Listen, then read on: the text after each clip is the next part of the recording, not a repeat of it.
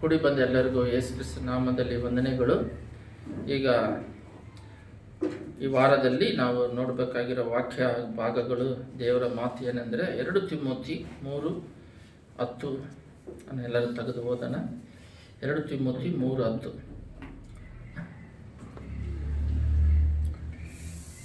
ನೀನಾದರೂ ನನ್ನನ್ನು ಅನುಸರಿಸುವವನಾಗಿದ್ದು ನನ್ನ ಬೋಧನೆಗೆ, ನಡತೆ, ಉದ್ದೇಶ, ನಂಬಿಕೆ, ದೀರ್ಘಶಾಂತಿ, ಪ್ರೀತಿ, ಸೈರಣೆಗಳನ್ನು ಅತಿಯೋಗ್ಯ, ಇಕ್ಯೋನ್ಯ, ಶಸ್ತ್ರ ಎಂಬ ಪಟ್ಟಣಗಳಲ್ಲಿ ನನಗೆ ಸಂಭವಿಸಿದ ಹಿಂಸೆಗಳನ್ನು, ಕಷ್ಟಾನುಭವಗಳನ್ನು ತಿಳಿದವನಾಗಿದ್ದಿ. ನಾನು ಇಂಥ ಹಿಂಸೆಗಳನ್ನು ಸಹಿಸಿಕೊಂಡೆನು, ಅವೆಲ್ಲವುಗಳಿಂದ ಕರ್ತನು ನನ್ನನ್ನು ಬಿಡಿಸಿದನು. ಎಲ್ಲರ ಕಣ್ಗಳನ್ನು ಮುಚ್ಚಿ ಪ್ರಾರ್ಥನೆ ಮಾಡೋಣ. ಸುತ್ತಿಮದಲ್ಲಿ ನಿವಾಸ ಮಾಡುವ ಪರಲೋಕ ತಂದೆಯೇ, ಪೌಲನು ಯಾವ ರೀತಿ ಹಿಂಸೆಗಳನ್ನು ಅನುಭವಿಸಿದನು ಎನ್ನುವುದಾಗಿ ವಾಕ್ಯ ಭಾಗದಲ್ಲಿ ಓದಿದ್ವಿ. ಯೇಸುವೆ, ಆ ಕೃಪೆ ಕೊಟ್ಟು ಮಾತಾಡಬೇಕಾಗಿ, ನಿನ್ನ ದಯೆಯಿಂದ ಮಾತಾಡಿ ನಡೆಸ್ಕೊಡಬೇಕಾಗಿ, ನೀನೇ ಕಾರ್ಯರೂಪದಲ್ಲಿ ಬಂದು ಕಾರ್ಯ ಮಾಡಬೇಕಾಗಿ, ನಿನ್ನ ಪರಿಶುದ್ಧಾತ್ಮೆಯಲ್ಲಿ ಚಲಿಸಬೇಕಾಗಿ ಮಾತಾಡು ಮಹಿಮೆ ಒಂದು ಯೇಸುವಿನ ನಾಮದಲ್ಲಿ ಬೇಡಿದ್ದೇವೆ ತಂದೆ, ಆಮೆನ್. ನೋಡ್ರಿ, ಇಲ್ಲಿ ನಾವು ನೋಡಬೇಕಾಗಿರೋ ಒಂದು ಮುಖ್ಯವಾದ ವಿಷಯ ಏನಂತ ಹೇಳಿದ್ರೆ ಉಪದ್ರವ. ಈ ದಿನದಲ್ಲಿ ಉಪದ್ರವದ ಬಗ್ಗೆ.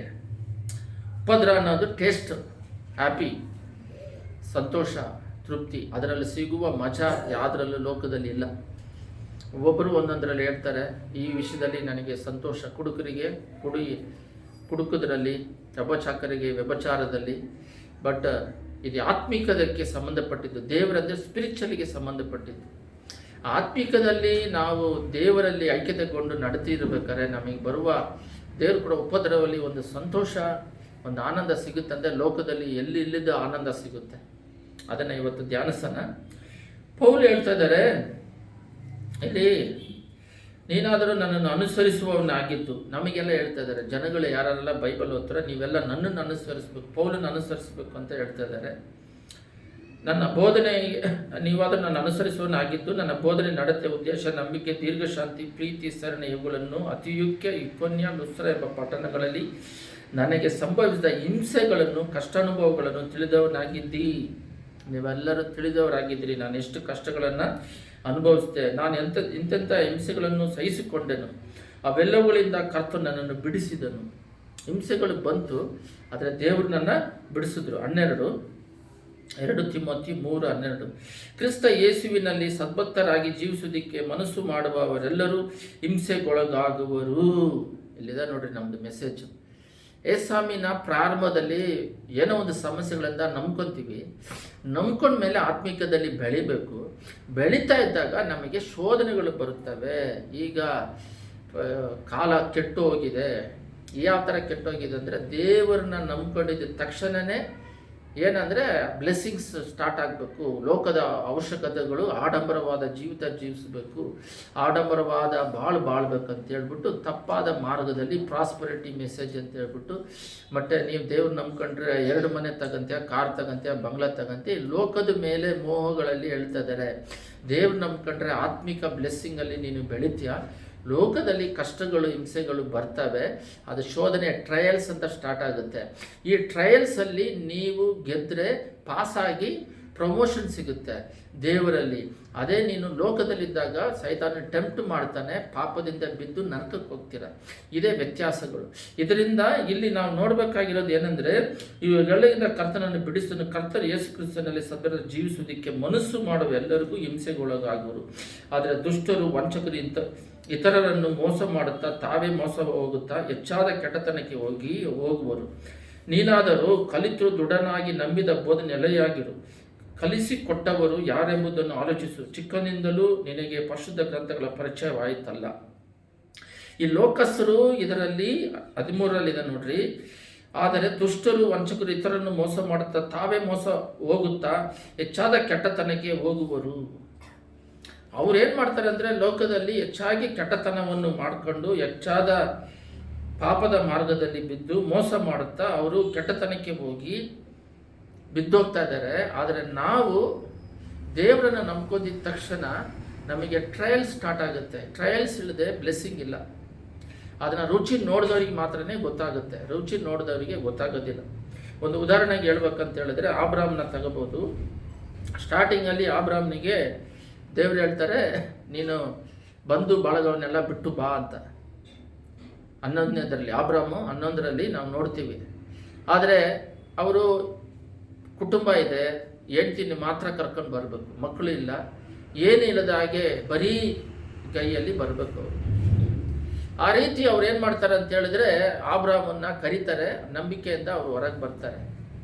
ಬಂದಮೇಲೆ ಅವರಿಗೆ ಎಲ್ಲರೂ ಗಮನ ಇಟ್ಟು ಕೇಳ್ರಿ, ಈ ಆಬ್ರಾಮನು ದರ್ಶನ ಇಲ್ಲ. ಅಲ್ಲಾದರೆ ತಂದೆ ಜೊತೆಲಿದ್ದರು, ಮನೆಗಳಿತ್ತು. ಇಲ್ಲಿ ಅಡವಿಗಳಲ್ಲಿ ಮನೆಗಳಿಲ್ಲ. ಎಲ್ಲ ಗಮನ ಇಟ್ಟು ಕೇಳ್ರಿ, ಅಡವಿಯಲ್ಲಿ ಮನೆಗಳಿಲ್ಲ. ಮುಖ್ಯವಾಗಿ ಆ ಕಾಡಿನ ಪ್ರದೇಶಗಳಲ್ಲಿ ಎಲ್ಲಿ ಹೋಗ್ತಾ ಇದ್ದೀವಿ, ಏನು ಎತ್ತ, ಹಣದ ಸೌಕರ್ಯಗಳೇನು, ಮತ್ತು ಸಂತತಿ ವಿಷಯಗಳೇನು, ನಮ್ಮ ಫ್ಯೂಚರ್ ಏನು, ಮಕ್ಕಳ ಭವಿಷ್ಯತ್ತೇನು, ಏನು ಗೊತ್ತಿಲ್ಲದವನಾಗಿ ಅವ್ರೇನು ಮಾಡ್ತಾರೆ ಅಂತ ಹೇಳಿದ್ರೆ, ಓಪ್ಲೆಸ್ ಆಗಿ ಆ ಜಾಗ ಬಿಟ್ಟು ಯೇಸ್ವಾಮಿ ಹೇಳಿದ ಮಾತಿಗೆ ವಿಧೇಯನಾಗಿ ವಿಶ್ವಾಸದಿಂದ ಹೊರಗಡೆ ಬರ್ತಾರೆ. ಆದರೆ ಅವ್ರು ಮನೆ ಬಿಟ್ಟು ಬಂದಾಗ ಮಕ್ಕಳಿರಲಿಲ್ಲ. ಈಸಾಕ್ ಬಂದರು, ಮತ್ತು ಇಸ್ಮೇಲ್ ಬಂದರು. ಮನೆ ಬಿಟ್ಟು ಹೊರಗಡೆ ಬಂದಾಗ ಮಕ್ಕಳಿರಲಿಲ್ಲ. ಮತ್ತು ಐಶ್ವರ್ಯವಂತನಾಗಿ ಮಾಡ್ತಾರೆ ದೇವರು. ಆದಾಗ ಅದು ಅಲ್ಲಿ ಎಲ್ಲದಕ್ಕಿಂತ ದೊಡ್ಡದಾಗಿ ನಿನ್ನ ಹೆಸರು ಏನಂತ ಕೇಳಿದಾಗ ಅವ್ರು ಹೇಳ್ತಾರೆ, ನಾನು ಆಬ್ರಾಮ್, ಈಸಾಕ್, ಯಾಕೋಬನ ದೇವರು ಅಂತೇಳಿ ಅವ್ರ ಹೆಸರುಗಳನ್ನು ಹೇಳಿ ಪರಿಚಯ ಮಾಡ್ಕೊತಾ ಇದ್ದಾರೆ. ಅವ್ರ ಹೆಸರು ಹೇಳಿದ್ರೆ ಅವರು ದೇವರು ನಾನು ಅಂತ. ಅಷ್ಟರ ಮಟ್ಟಿಗೆ ಆಬ್ರಾಮನ್ನು ಹೇಳ್ತಾರೆ, ನಿನ್ನ ನಕ್ಷತ್ರ ಯಾವ ರೀತಿ ಇದೆಯೋ ಆ ರೀತಿ ನಿನ್ನ ಸಂತತಿಗಳನ್ನು ನಾನು ಮಾಡ್ತೀನಿ ಅಂತ. ಅದೇ ರೀತಿ ಆಬ್ರಾಮನ ಸಂತತಿ ಈಗ ಲೋಕದ ಪೂರ್ತಿಯಾಗಿ ಬೆಳೆದಿದೆ. ಅದರಿಂದ ಉಪದ್ರವ ಅಂತ ಹೇಳಿದ್ರೆ, ಪ್ರಾರಂಭದಲ್ಲಿ ಅವರು ಮನೆ ಬಿಟ್ಟು ಹೊರಗಡೆ ಬಂದಾಗ ಅವ್ರನ್ನ ನೋಡಿದ ಗುಡಾರಗಳಲ್ಲಿ ಕಷ್ಟದಲ್ಲಿ ವಾಸ ಮಾಡಿದ್ರು. ಬಟ್ ಅವಾಗ ಅವರಿಗೆ ಗೊತ್ತಿರಲಿಲ್ಲ. ಅದರಿಂದ ಉಪದ್ರವಗಳು ಟೇಸ್ಟನ್ನು ನೋಡಬೇಕು. ನನಗೆ ಪ್ರಾರಂಭದಲ್ಲಿ ಯೇಸ್ವಾಮಿ ನಂಬಿದ ತಕ್ಷಣ ನನಗೆ ಭಾಳ ಕಷ್ಟ ಇತ್ತು. ಅಂದರೆ ಕಾಯಿಲೆ ಒಂದು ಕಡೆ ಇತ್ತು, ಹಣದ ಸಮಸ್ಯೆಗಳು ಒಂದು ಕಡೆ ಇತ್ತು. ಎಲ್ಲರೂ ಗಮನ ಇಟ್ಟು ಇಲ್ಲಿ ಕೇಳ್ರಿ ವಾಕ್ಯಗಳನ್ನು. ಹಣದ ಸಮಸ್ಯೆಗಳಿತ್ತು, ಬಂಧುಗಳು ಯಾರಿಲ್ಲ, ರಕ್ತ ಸಂಬಂಧಿಕರು ಯಾರಿಲ್ಲ, ಈ ಭಾಳ ಸಮಸ್ಯೆಗಳಿತ್ತು. ಆದರೆ ಈ ಸಮಸ್ಯೆ ಎಲ್ಲ ಮೈಂಡಲ್ಲೇ ಇಲ್ಲ. ನಮ್ಮ ಪಾಡಿಗೆ ದೇವ್ರು ನಂಬಿಕೊಂಡು ದೇವರೇ ತಂದೆ ತಾಯಿ ಸ್ನೇಹಿತನಾಗಿ ನಮ್ಮ ಪಾಡಿಗೆ ನಾವು ಸೇವೆ ಮಾಡ್ತಿದ್ದಾಗ ಎಷ್ಟೋ ಉಪದ್ರವಗಳು ಬರೋದು. ರಾತ್ರಿ ಆಲ್ ನೈಟ್ ಪ್ರೇಯರ್ ಮಾಡೋಕ್ಕೆ ಹೋದಾಗ ನೈಟ್ 3 ಗಂಟೆಗೆ ಬಿಟ್ಟು ಅಡವಿಯಲ್ಲಿ 30 ಕಿಲೋಮೀಟ್ರ್ ಕಾಡಿನಲ್ಲಿ ಬರಬೇಕು, ವಿಲೇಜ್ಗಳಲ್ಲಿ. ಅಂತ ಕಾಡಿನಲ್ಲಿ ಬಂದಾಗ ಇವಾಗ ಗೊತ್ತಾಗುತ್ತೆ. ಇವಾಗಾದರೆ ನಾವು ಮಾಡಲ್ಲ ಅಂತ ಹೇಳ್ತೀವಿ. ಯಾಕಂದರೆ ಕಾಡಲ್ಲಿ ಪೆಟ್ರೋಲು ಖಾಲಿ ಆದರೆ ಏನು, ಪಂಚರ್ ಆದರೆ ಏನು, ದೆವ್ವಗಳು ಬಂದರೆ ಏನು, ಕಳ್ಳರುಗಳು ಬಂದರೆ ಏನು, ಯಾರಾದ್ರೂ ನಮ್ಮನ್ನು ಹೊಡೆದಾಕಿದ್ರೆ ಏನು ಅಂತ. ಆವಾಗ ಫೇತಲ್ಲಿ ಮಾಡಿದ್ವಿ. ಮಳೆಗಳೇ ಬಂದು ಎಲ್ಲ ಸಿಕ್ಕಾಕೊಂಡ್ರೆ ಹೆಂಗೆ ಈ ರೀತಿ ಇವಾಗ ಅನಿಸುತ್ತೆ. ಆದರೆ ಆವಾಗ ಅದೊಂದು ಸಂತೋಷಕರವಾದದ್ದು. ಅಂದರೆ ಆ ಸ್ಪಿರಿಟ್ ನಮ್ಮಲ್ಲಿ ಇದ್ದಾಗ, ಆ ದೇವರ ಮೇಲೆ ಒಂದು ವಿಶ್ವಾಸ ನಂಬಿಕೆ ಇದ್ದಾಗ, ನೀತಿ ನಿಜಾತಿಯಾಗಿ ನಾವು ದೇವರಲ್ಲಿ ನಂಬಿಕೊಂಡು ಬಂದಾಗ ದಿನೇ ದಿನೇ ನಮಗೆ ಟೆಸ್ಟ್ ಬಂದರೆ, ಶೋಧನೆಗಳು ಬಂದರೆ ಅದು ನಮಗೆ ಮೈಂಡಲ್ಲೇ ಇರೋದಿಲ್ಲ. ಆ ದೇವರ ಪ್ರೀತಿ ಮುಂದೆ ಇವೆಲ್ಲ ಡಸ್ಟ್ ಅಂದ್ಕೊಂಡು ಕಾಲಲ್ಲಿ ಓದ್ಕೊಂಡು ಹೋಗ್ತಾ ಇರ್ತೀವಿ. ನಾವು ಬರೀ ಆಬ್ರಾಮ್ ಮಾತ್ರ ಅಲ್ಲ, ಅವರ ಮಗನಾದ ಈಸಾಕನ್ನು ಕೂಡ ನಾವು ನೋಡ್ಬೋದು. ಆದಿಕಾಂಡ 26ರಲ್ಲಿ ಕೂಡ ಇದೆ. ನಾವು ಒಂದೊಂದಾಗಿ ವಾಕ್ಯವನ್ನು ನಾವು ನೋಡಿಬಿಟ್ಟು ಮುಂದಕ್ಕೆ ಹೋಗೋಣ. ಅದರಲ್ಲಿ 15ರಲ್ಲಿ ಅವ್ರೇನು ಮಾಡ್ತಾರೆ ಅಂದರೆ, ತಂದೆ ಬಂದ್ಬಿಟ್ಟು ಒಂದು ಬಾವಿಯನ್ನು ತೋಡಿಡ್ತಾರೆ. ಆದರೆ ಆ ಬಾವಿಯನ್ನು ಅವ್ರೇನು ಮಾಡ್ತಾರೆ ಅಂತ ಹೇಳಿದ್ರೆ, ನೀರು ಕುಡಿಯೋಕ್ಕೆ ಆ ಜಾಗದಲ್ಲಿ, ತಂದೆ ಜಾಗದಲ್ಲಿ ಅವ್ರು ವಾಸ ಮಾಡ್ತಿರ್ತಾರೆ. 17ರಲ್ಲಿ ನಾವು ನೋಡಿದಾಗ ಈಸಾಕನು ಅಲ್ಲಿಂದ ಹೋಗಿ ಗೇರಾರ್ ತಗ್ಗಿನ ಬಯಲಿನಲ್ಲಿ ಬೀಡಾರ ಮಾಡಿಕೊಂಡು ಅಲ್ಲಿ ವಾಸವಾಗಿದ್ದನು. ಆಬ್ರಾಮನು ತೋಡಿಸಿದ ಬಾವಿಯನ್ನು ಅವನು ಸತ್ತ ಮೇಲೆ ಫಿಲಿಷ್ಟಿಯರು ಮುಚ್ಚಿ ಹಾಕಿದ್ರಿಂದ ಈಸಾಕನು ಅವುಗಳನ್ನು ತೆಗಿಸಿ ತಂದೆ ಇಟ್ಟಿದ್ದ ಹೆಸರನ್ನೇ ಇಟ್ಟನು. ಅವರು ತಂದೆ ಇದ್ದ ಜಾಗದಲ್ಲಿ, ತಂದೆಯರ ಜಾಗದಲ್ಲಿ ಮಕ್ಕಳು ಇರ್ತಾರೆ. ಆ ಮಕ್ಕಳು ಈಸಾಕನ ಹೋಗಿ ಅಲ್ಲಿ ತಂದೆ ಇದ್ದ ಜಾಗದಲ್ಲಿ ಅವ್ರು ಫಿಲಿಷ್ಟಿಯರ ಅದನ್ನು ಬಾವಿಯನ್ನು ಮುಚ್ಚಾಕಿದ ತೆಗೆಸಿ ಅಲ್ಲಿದ್ದರೆ ಮತ್ತೆ ಸಮಸ್ಯೆ ಸ್ಟಾರ್ಟ್ ಆಗುತ್ತೆ. ಈಸಾಕ್ ಅಲ್ಲಿಂದ ತೆಗೆಸಿ ತಂದು ಇಟ್ಟಿದ್ದನು. ಈಸಾಕನ ಸೇವಕರು ತಗ್ಗಿನಲ್ಲಿ ಅಗಿಯುವಾಗ ಅವರಿಗೆ ಸೇಲೆ ನೀರಿನ ಬಾವಿ ಸಿಕ್ಕಿತು. ಗೇರೇರಿನ ದನ ಕಾಯುವವರು ಬಂದು ಆ ನೀರು ತಮ್ಮದೆಂದು ಹೇಳಿ ಈಸಾಕನು ದನ ಕಾಯುಗಳ ಸಂಗಡ ಜಗಳವಾಡೋದ್ರಿಂದ ಈಸಾಕನ ಬಾವಿಗೆ ಏಸಕ್ಕೆಂದು ಹೆಸರಿಟ್ಟರು. ತರುವಾಯ ಅವನ ಜನರು ಬೇರೊಂದು ಬಾವಿಯನ್ನು ತೋಡಿದಾಗ ಬಾವಿ ತೋಡಿ ಇಟ್ಟಿರೋ ಜಾಗದಲ್ಲಿ ಕಷ್ಟಪಟ್ಟು ತಂದೆದು ಮುಚ್ಚಾಕಿರೋದನ್ನ ಫಿಲಿಸ್ಟಿಯರ್ ಮುಚ್ಚನ್ನ ತೋಡಿ ಜಲರಾಶಿ ಬಂದರೆ ನೀರು ಅದನ್ನು ಉಪಯೋಗಿಸ್ತಿದ್ರೆ ಓಡಿಸ್ಬಿಡ್ತಾರೆ. ಮತ್ತೆ ಏನು ಮಾಡ್ತಾರೆ, ಇನ್ನೊಂದು ಸಲ ಇನ್ನೊಂದು ಬಾವಿಯನ್ನು ತೋಡ್ತಾರೆ. ಇದಕ್ಕಾಗಿಯೇ ಜಗಳವಾಡೋದ್ರಿಂದ ಅವರು ಅದಕ್ಕೆ ಸಿಟ್ಟಿನ ಹೆಸರಿಟ್ಟರು. ಮತ್ತೆ ಬಾವಿ ಅಡಗಿದಾಗ ಆ ವಿಷಯದಲ್ಲಿ ಯಾರು ಜಗಳವಾಡೋದ್ರಿಂದ ಅವನು ಅಲ್ಲಿ ವಾಸ ಮಾಡ್ತಾರೆ. ಅಲ್ಲಿ ವಾಸ ಮಾಡ್ತಾರೆ ಅಂತ ನೋಡ್ತೀವಿ. ಈ ರೀತಿಯಾಗಿ ಇಲ್ಲಿ ಗೆರೇರಿನಲ್ಲಿ ನೀರು ತಮಗೆ ಇಸಾಕನು ದನಕರು ಸಂಗಡ ಜಗಳವಾಡೋದ್ರಿಂದ ಫಿಲಿಸ್ಟಿಯರ್ ಒಂದು ಜಾಗದಲ್ಲಿ ಜಗಳವಾಡ್ತಾರೆ, ಮತ್ತು ಗೆರೇರಿನವರು ಬಂದು ಜಗಳವಾಡೋದ್ರಿಂದ ಈ ಬಾವಿ ತೋಡಿರೋದನ್ನೆಲ್ಲ ಬಿಟ್ಬಿಡ್ತಾರೆ. ಮತ್ತು ಕರು ಬರುತ್ತೆ, ಅದು ನಿಮಗೆಲ್ಲರಿಗೂ ಗೊತ್ತು. ಆ ಟೈಮಲ್ಲಿ ಏಸಮ್ ಹೇಳ್ತಾರೆ, ನೀನು ಈಜಿಪ್ಟಿಗೆ ಹೋಗ್ಬೇಡ, ಇಲ್ಲೇ ಇರುತ್ತೆ, 100ರಷ್ಟು ಪ್ರತಿಫಲ ಕೊಡ್ತಾರೆ. ಅಂದರೆ ಈ ದಿನದ ವಾಕ್ಯ ಏನಂದರೆ, ನಾವು ದೇವರನ್ನ ನಂಬಿದ್ದಾಗ ಉಪದ್ರವಗಳು ಬರ್ತತೆ, ಬಾ ಬಾ ಬಾ ಅಂತ ಕರಿತಾ ಇರ್ತೀವಿ. 1 ಅಲ್ಲ 10 ಅಲ್ಲ 100 ಬರ್ತಾ ಇರುತ್ತೆ. ಅದನ್ನೆಲ್ಲ ಜಯಿಸ್ಕೊಂಡು ಮೇಲಕ್ಕೆ ಹೋಗ್ತಾ ಇರ್ತೀವಿ. ಆ ಉಪದ್ರವಗಳು ಬಂದಾಗ ನಮಗೆ ದೊಡ್ಡದಾಗಿ ಕಾಣಲ್ಲ. ಈ ದೇವರ ವಿಶ್ವಾಸ, ನಂಬಿಕೆ, ದೇವರ ಶಕ್ತಿ, ಅವ್ರ ಮೇಲಿಟ್ಟಿರುವ ಪ್ರೀತಿ ವಾಕ್ಯದಲ್ಲಿ ಬೆಳೆದಿರೋದ್ರಿಂದ ಲೋಕದಲ್ಲಿ ಬರುವ ಸಮಸ್ಯೆಗಳೆಲ್ಲ ಇರುವೆಕ್ಕಿನ ಚಿಕ್ಕದಾಗಿ ಇರುತ್ತೆ. ಅದನ್ನೆಲ್ಲ ತುಳಿದು ಅದನ್ನು ಜಯಿಸ್ಕೊಂಡು ಮೇಲಕ್ಕೆ ಹೋಗ್ತಾ ಇರ್ತೀವಿ. ಅಷ್ಟೇ ಸಮಸ್ಯೆಗಳು ಬಂದ್ರು. ದೇವರು ನಮ್ಮಲ್ಲಿ ಇಲ್ಲದೇ ಇದ್ದಾಗ, ಸಮಸ್ಯೆಗಳು ಬಂದಾಗ ಸಮಸ್ಯೆ ದೊಡ್ಡದಾಗಿರುತ್ತೆ. ನಮ್ಮಲ್ಲಿ ಏಸಮ್ ಇಲ್ಲದೆ ಇರೋದ್ರಿಂದ ಸಮಸ್ಯೆಗಳು ದೊಡ್ಡದಾಗಿರುತ್ತೆ, ದೇವರು ಚಿಕ್ಕವರಾಗಿರ್ತಾರೆ. ಒಂದು ಉದಾಹರಣೆಗೆ ಹೇಳ್ಬೇಕಂದ್ರೆ, ಏನೋ ಒಂದು ಸಾಲದ ಸಮಸ್ಯೆ, ವ್ಯಾಧಿಯ ಸಮಸ್ಯೆ, ಏನೋ ಒಂದು ಕಷ್ಟದ ಸಮಸ್ಯೆ. ಇವಾಗ ಸಮಸ್ಯೆನೇ ನಾವು ದೊಡ್ಡದಾಗಿ ನೋಡ್ತಾ ಇದ್ದಾಗ ಈ ಸಮಸ್ಯೆ ಬೆಳೆದು ದೊಡ್ಡದಾಗಿ ಒಂದು ಮರವಾಗಿ ನಮಗೆ ಕಷ್ಟವಾಗಿ ಅದರಿಂದ ಬಿಡುಗಡೆ ಆಗದೇ ಇರೋ ಥರ ನಮಗೆ ಕಷ್ಟವಾಗಿಬಿಡುತ್ತೆ. ಯಾಕಂತ ಹೇಳಿದ್ರೆ ನಾವು ದೇವರ ಶಕ್ತಿ, ಪ್ರೀತಿ, ಅವ್ರ ಮೇಲಿಟ್ಟಿರುವ ಒಂದು ದಾಗ, ಪ್ರಾರ್ಥನೆಗಳ ವಾಕ್ಯದ ಐಕ್ಯತೆಗಳು ನಮ್ಮಲ್ಲಿ ಸರಿಯಾಗಿ ಇಲ್ಲದೇ ಇರೋದ್ರಿಂದ ಲೋಕದಲ್ಲಿ ಬರುವ ಸಮಸ್ಯೆಗಳು ದೊಡ್ಡದಾಗಿಟ್ಟಿರ್ತೀವಿ. ಯಾವಾಗ ನಾವು ದೇವರು ವಿಶ್ವಾಸದಲ್ಲಿ, ನಂಬಿಕೆಯಲ್ಲಿ ಬೆಳೆದ, ಅದೇನು ದೇವರು ಇದ್ದಾರೆ, ಅದಕ್ಕಿಂತ ದೊಡ್ಡದು ಸಮಸ್ಯೆಗಳು ಸೃಷ್ಟಿಕರ್ತನಂತೇಳಿ ಸುತ್ತಿಸ್ಕೊಂಡು ವಿಶ್ವಾಸವನ್ನು ಹೆಚ್ಚಿಗೆ ಮಾಡಿಕೊಂಡು ಇದು ಬೆಳೆದಾಗ ಇದು ಸಮಸ್ಯೆಗಳು ಚಿಕ್ಕದಾಗಿ ಬಂದು ನಿಂತ್ಕೊಳ್ಳುತ್ತೆ. ಅದನ್ನು ಈಸಿಯಾಗಿ ಜಯಿಸ್ಬೋದು. ಇವಾಗ ಒಂದು ಉದಾಹರಣೆಗೆ, ಮಕ್ಕಳಿಗೆ ಟೆಸ್ಟ್ ಬರುತ್ತೆ. ಟೆಸ್ಟೇ ಇಳದೆ ಹೋದರೆ ಅವರು ಪಾಸಾಗಿ ಇನ್ನೊಂದು ಕ್ಲಾಸಿಗೆ ಹೋಗೋಕ್ಕೆ ಆಗಲ್ಲ. ಅದೇ ರೀತಿಯೇ ಒಂದು ಜಾಗದಲ್ಲಿ ಕೆಲಸ ಮಾಡಬೇಕಾದ್ರೆ ಚೆನ್ನಾಗಿ ಕೆಲಸ ಮಾಡೋರಿಗೆ ಪ್ರಮೋಷನ್ ಅಂತಲೂ ಕೊಡ್ತಾರೆ. ಅವರು ಪ್ರಮೋಷನ್ನು ಅವರ ಮಾಡಿರುವ ವರ್ಕ್ ಎಫೆಕ್ಟನ್ನು ನೋಡಿ. ಅದೇ ರೀತಿ ಬೈಬಲಲ್ಲೂ ಕೂಡ ದೇವರು ಮೇಲೆ ಯಾರೆಲ್ಲ ವಿಶ್ವಾಸ, ನಂಬಿಕೆ ಇಟ್ಟು ಎಷ್ಟೇ ಉಪದ್ರ ಬಂದ್ರೂ ಅವರು ದೇವ್ರ ಮೇಲೆ ಇಟ್ಟಿರುವ ಪ್ರೀತಿ ಮೇಲೆ ಅದನ್ನು ಜಯಿಸ್ಕೊಂಡು ಹೋಗ್ತಾರೆ. ಅಬ್ರಾಹ್ಮನಿಗೆ ದೊಡ್ಡ ಉಪದ್ರನೇ ಬರುತ್ತೆ, ಈಸಾಕನ ಮಗನ ಬಲಿ ಕೊಡುತ್ತೆ, ಅದರಲ್ಲೂ ಜಯಿಸ್ತಾರೆ ಅವರು. ಉದಾಹರಣೆಗೆ ಯಾಕೋಬನ್ನ ನಾವು ನೋಡೋದಾದರೆ 27, ಎಲ್ಲರೂ ತೆಗಿರಿ, ಆದಿಕಾಂಡ 27:13 ಅಲ್ಲಿ 13 ನಾವು ತೆಗೆದು ಓದಿದಾಗ 27:13 ಅಣ್ಣನ ಮಗನೇ, ಅವನಿಗೆ ನಿನಗೆ ಶಾಪ ಕೊಟ್ಟನು, ಆ ಶಾಪ ನನಗಿರಲಿ, ನೀನು ನನ್ನ ಮಾತನ್ನು ಕೇಳಿ. ಇವರು ಏನು ವಿಷಯ ಅಂತ ಹೇಳಿದ್ರೆ, ಯಾಕೋಬನ ತಾಯಿ ಏನು ಮಾಡ್ತಾರಂತ ಹೇಳಿದ್ರೆ, ಯಾಕೋಬನ ತಾಯಿ ಏನು ಮಾಡ್ತಾರಂತ ಹೇಳಿದ್ರೆ, ನೀನು ತಂದೆ ಹತ್ರ ಹೋಗಿ ಇಸಾಕನ ಹತ್ರ ನೀನು ಬ್ಲೆಸ್ಸಿಂಗನ್ನು ಪಡ್ಕೋ.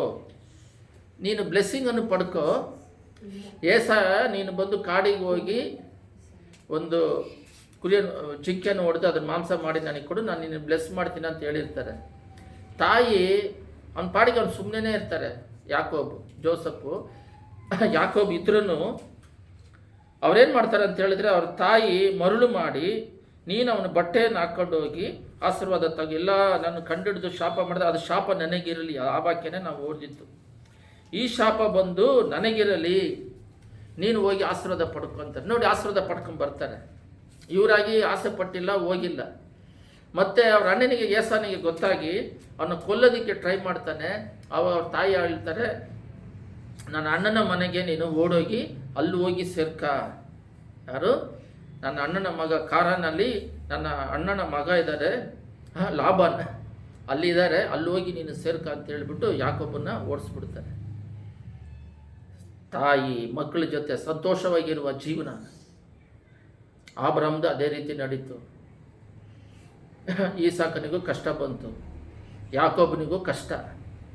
ತಂದೆ ತಾಯಿ ಜೊತೆ ಸಂತೋಷವಾಗಿ ಬಾಳೋದು ಬಿಟ್ಟುಬಿಟ್ಟು ಬೇಡದಿರೋ ಆಶೀರ್ವಾದನ ಪಡ್ಕೊಂಡು ಅಣ್ಣ ಕೊಳ್ಳೋದಕ್ಕೆ ಸರಿ ಮಾಡಿದಾಗ ಒಂಟಿಯಾಗಿ ಓಡೋಗಿ ಅಲ್ಲೋಗಿ ಸೇರ್ಕೊಂಡ್ರೆ ಲಾಭನು ಇವನು ಇಷ್ಟಪಟ್ಟಿರೋ ಹುಡುಗಿನ ಮದುವೆ ಮಾಡ್ಕೊಳ್ಳೋಕೆ ಕೊಡೋದ್ರೆ ರಾತ್ರಿ ಹೆಣ್ಣನ್ನ ಅವ್ರ ಅಕ್ಕ ಬದಲಾಯಿಸಿ ಮತ್ತು 7 ವರ್ಷ ಕೆಲಸ ಮಾಡ್ದ ಆ ಹೆಣ್ಣಿಗೋಸ್ಕರ ಮತ್ತೆ ಇನ್ನೂ 7 ವರ್ಷ 14 ವರ್ಷ ಕೆಲಸ ಮಾಡ್ತಾರೆ, 10 ಸಲ ವಂಚಿಸ್ತಾರೆ.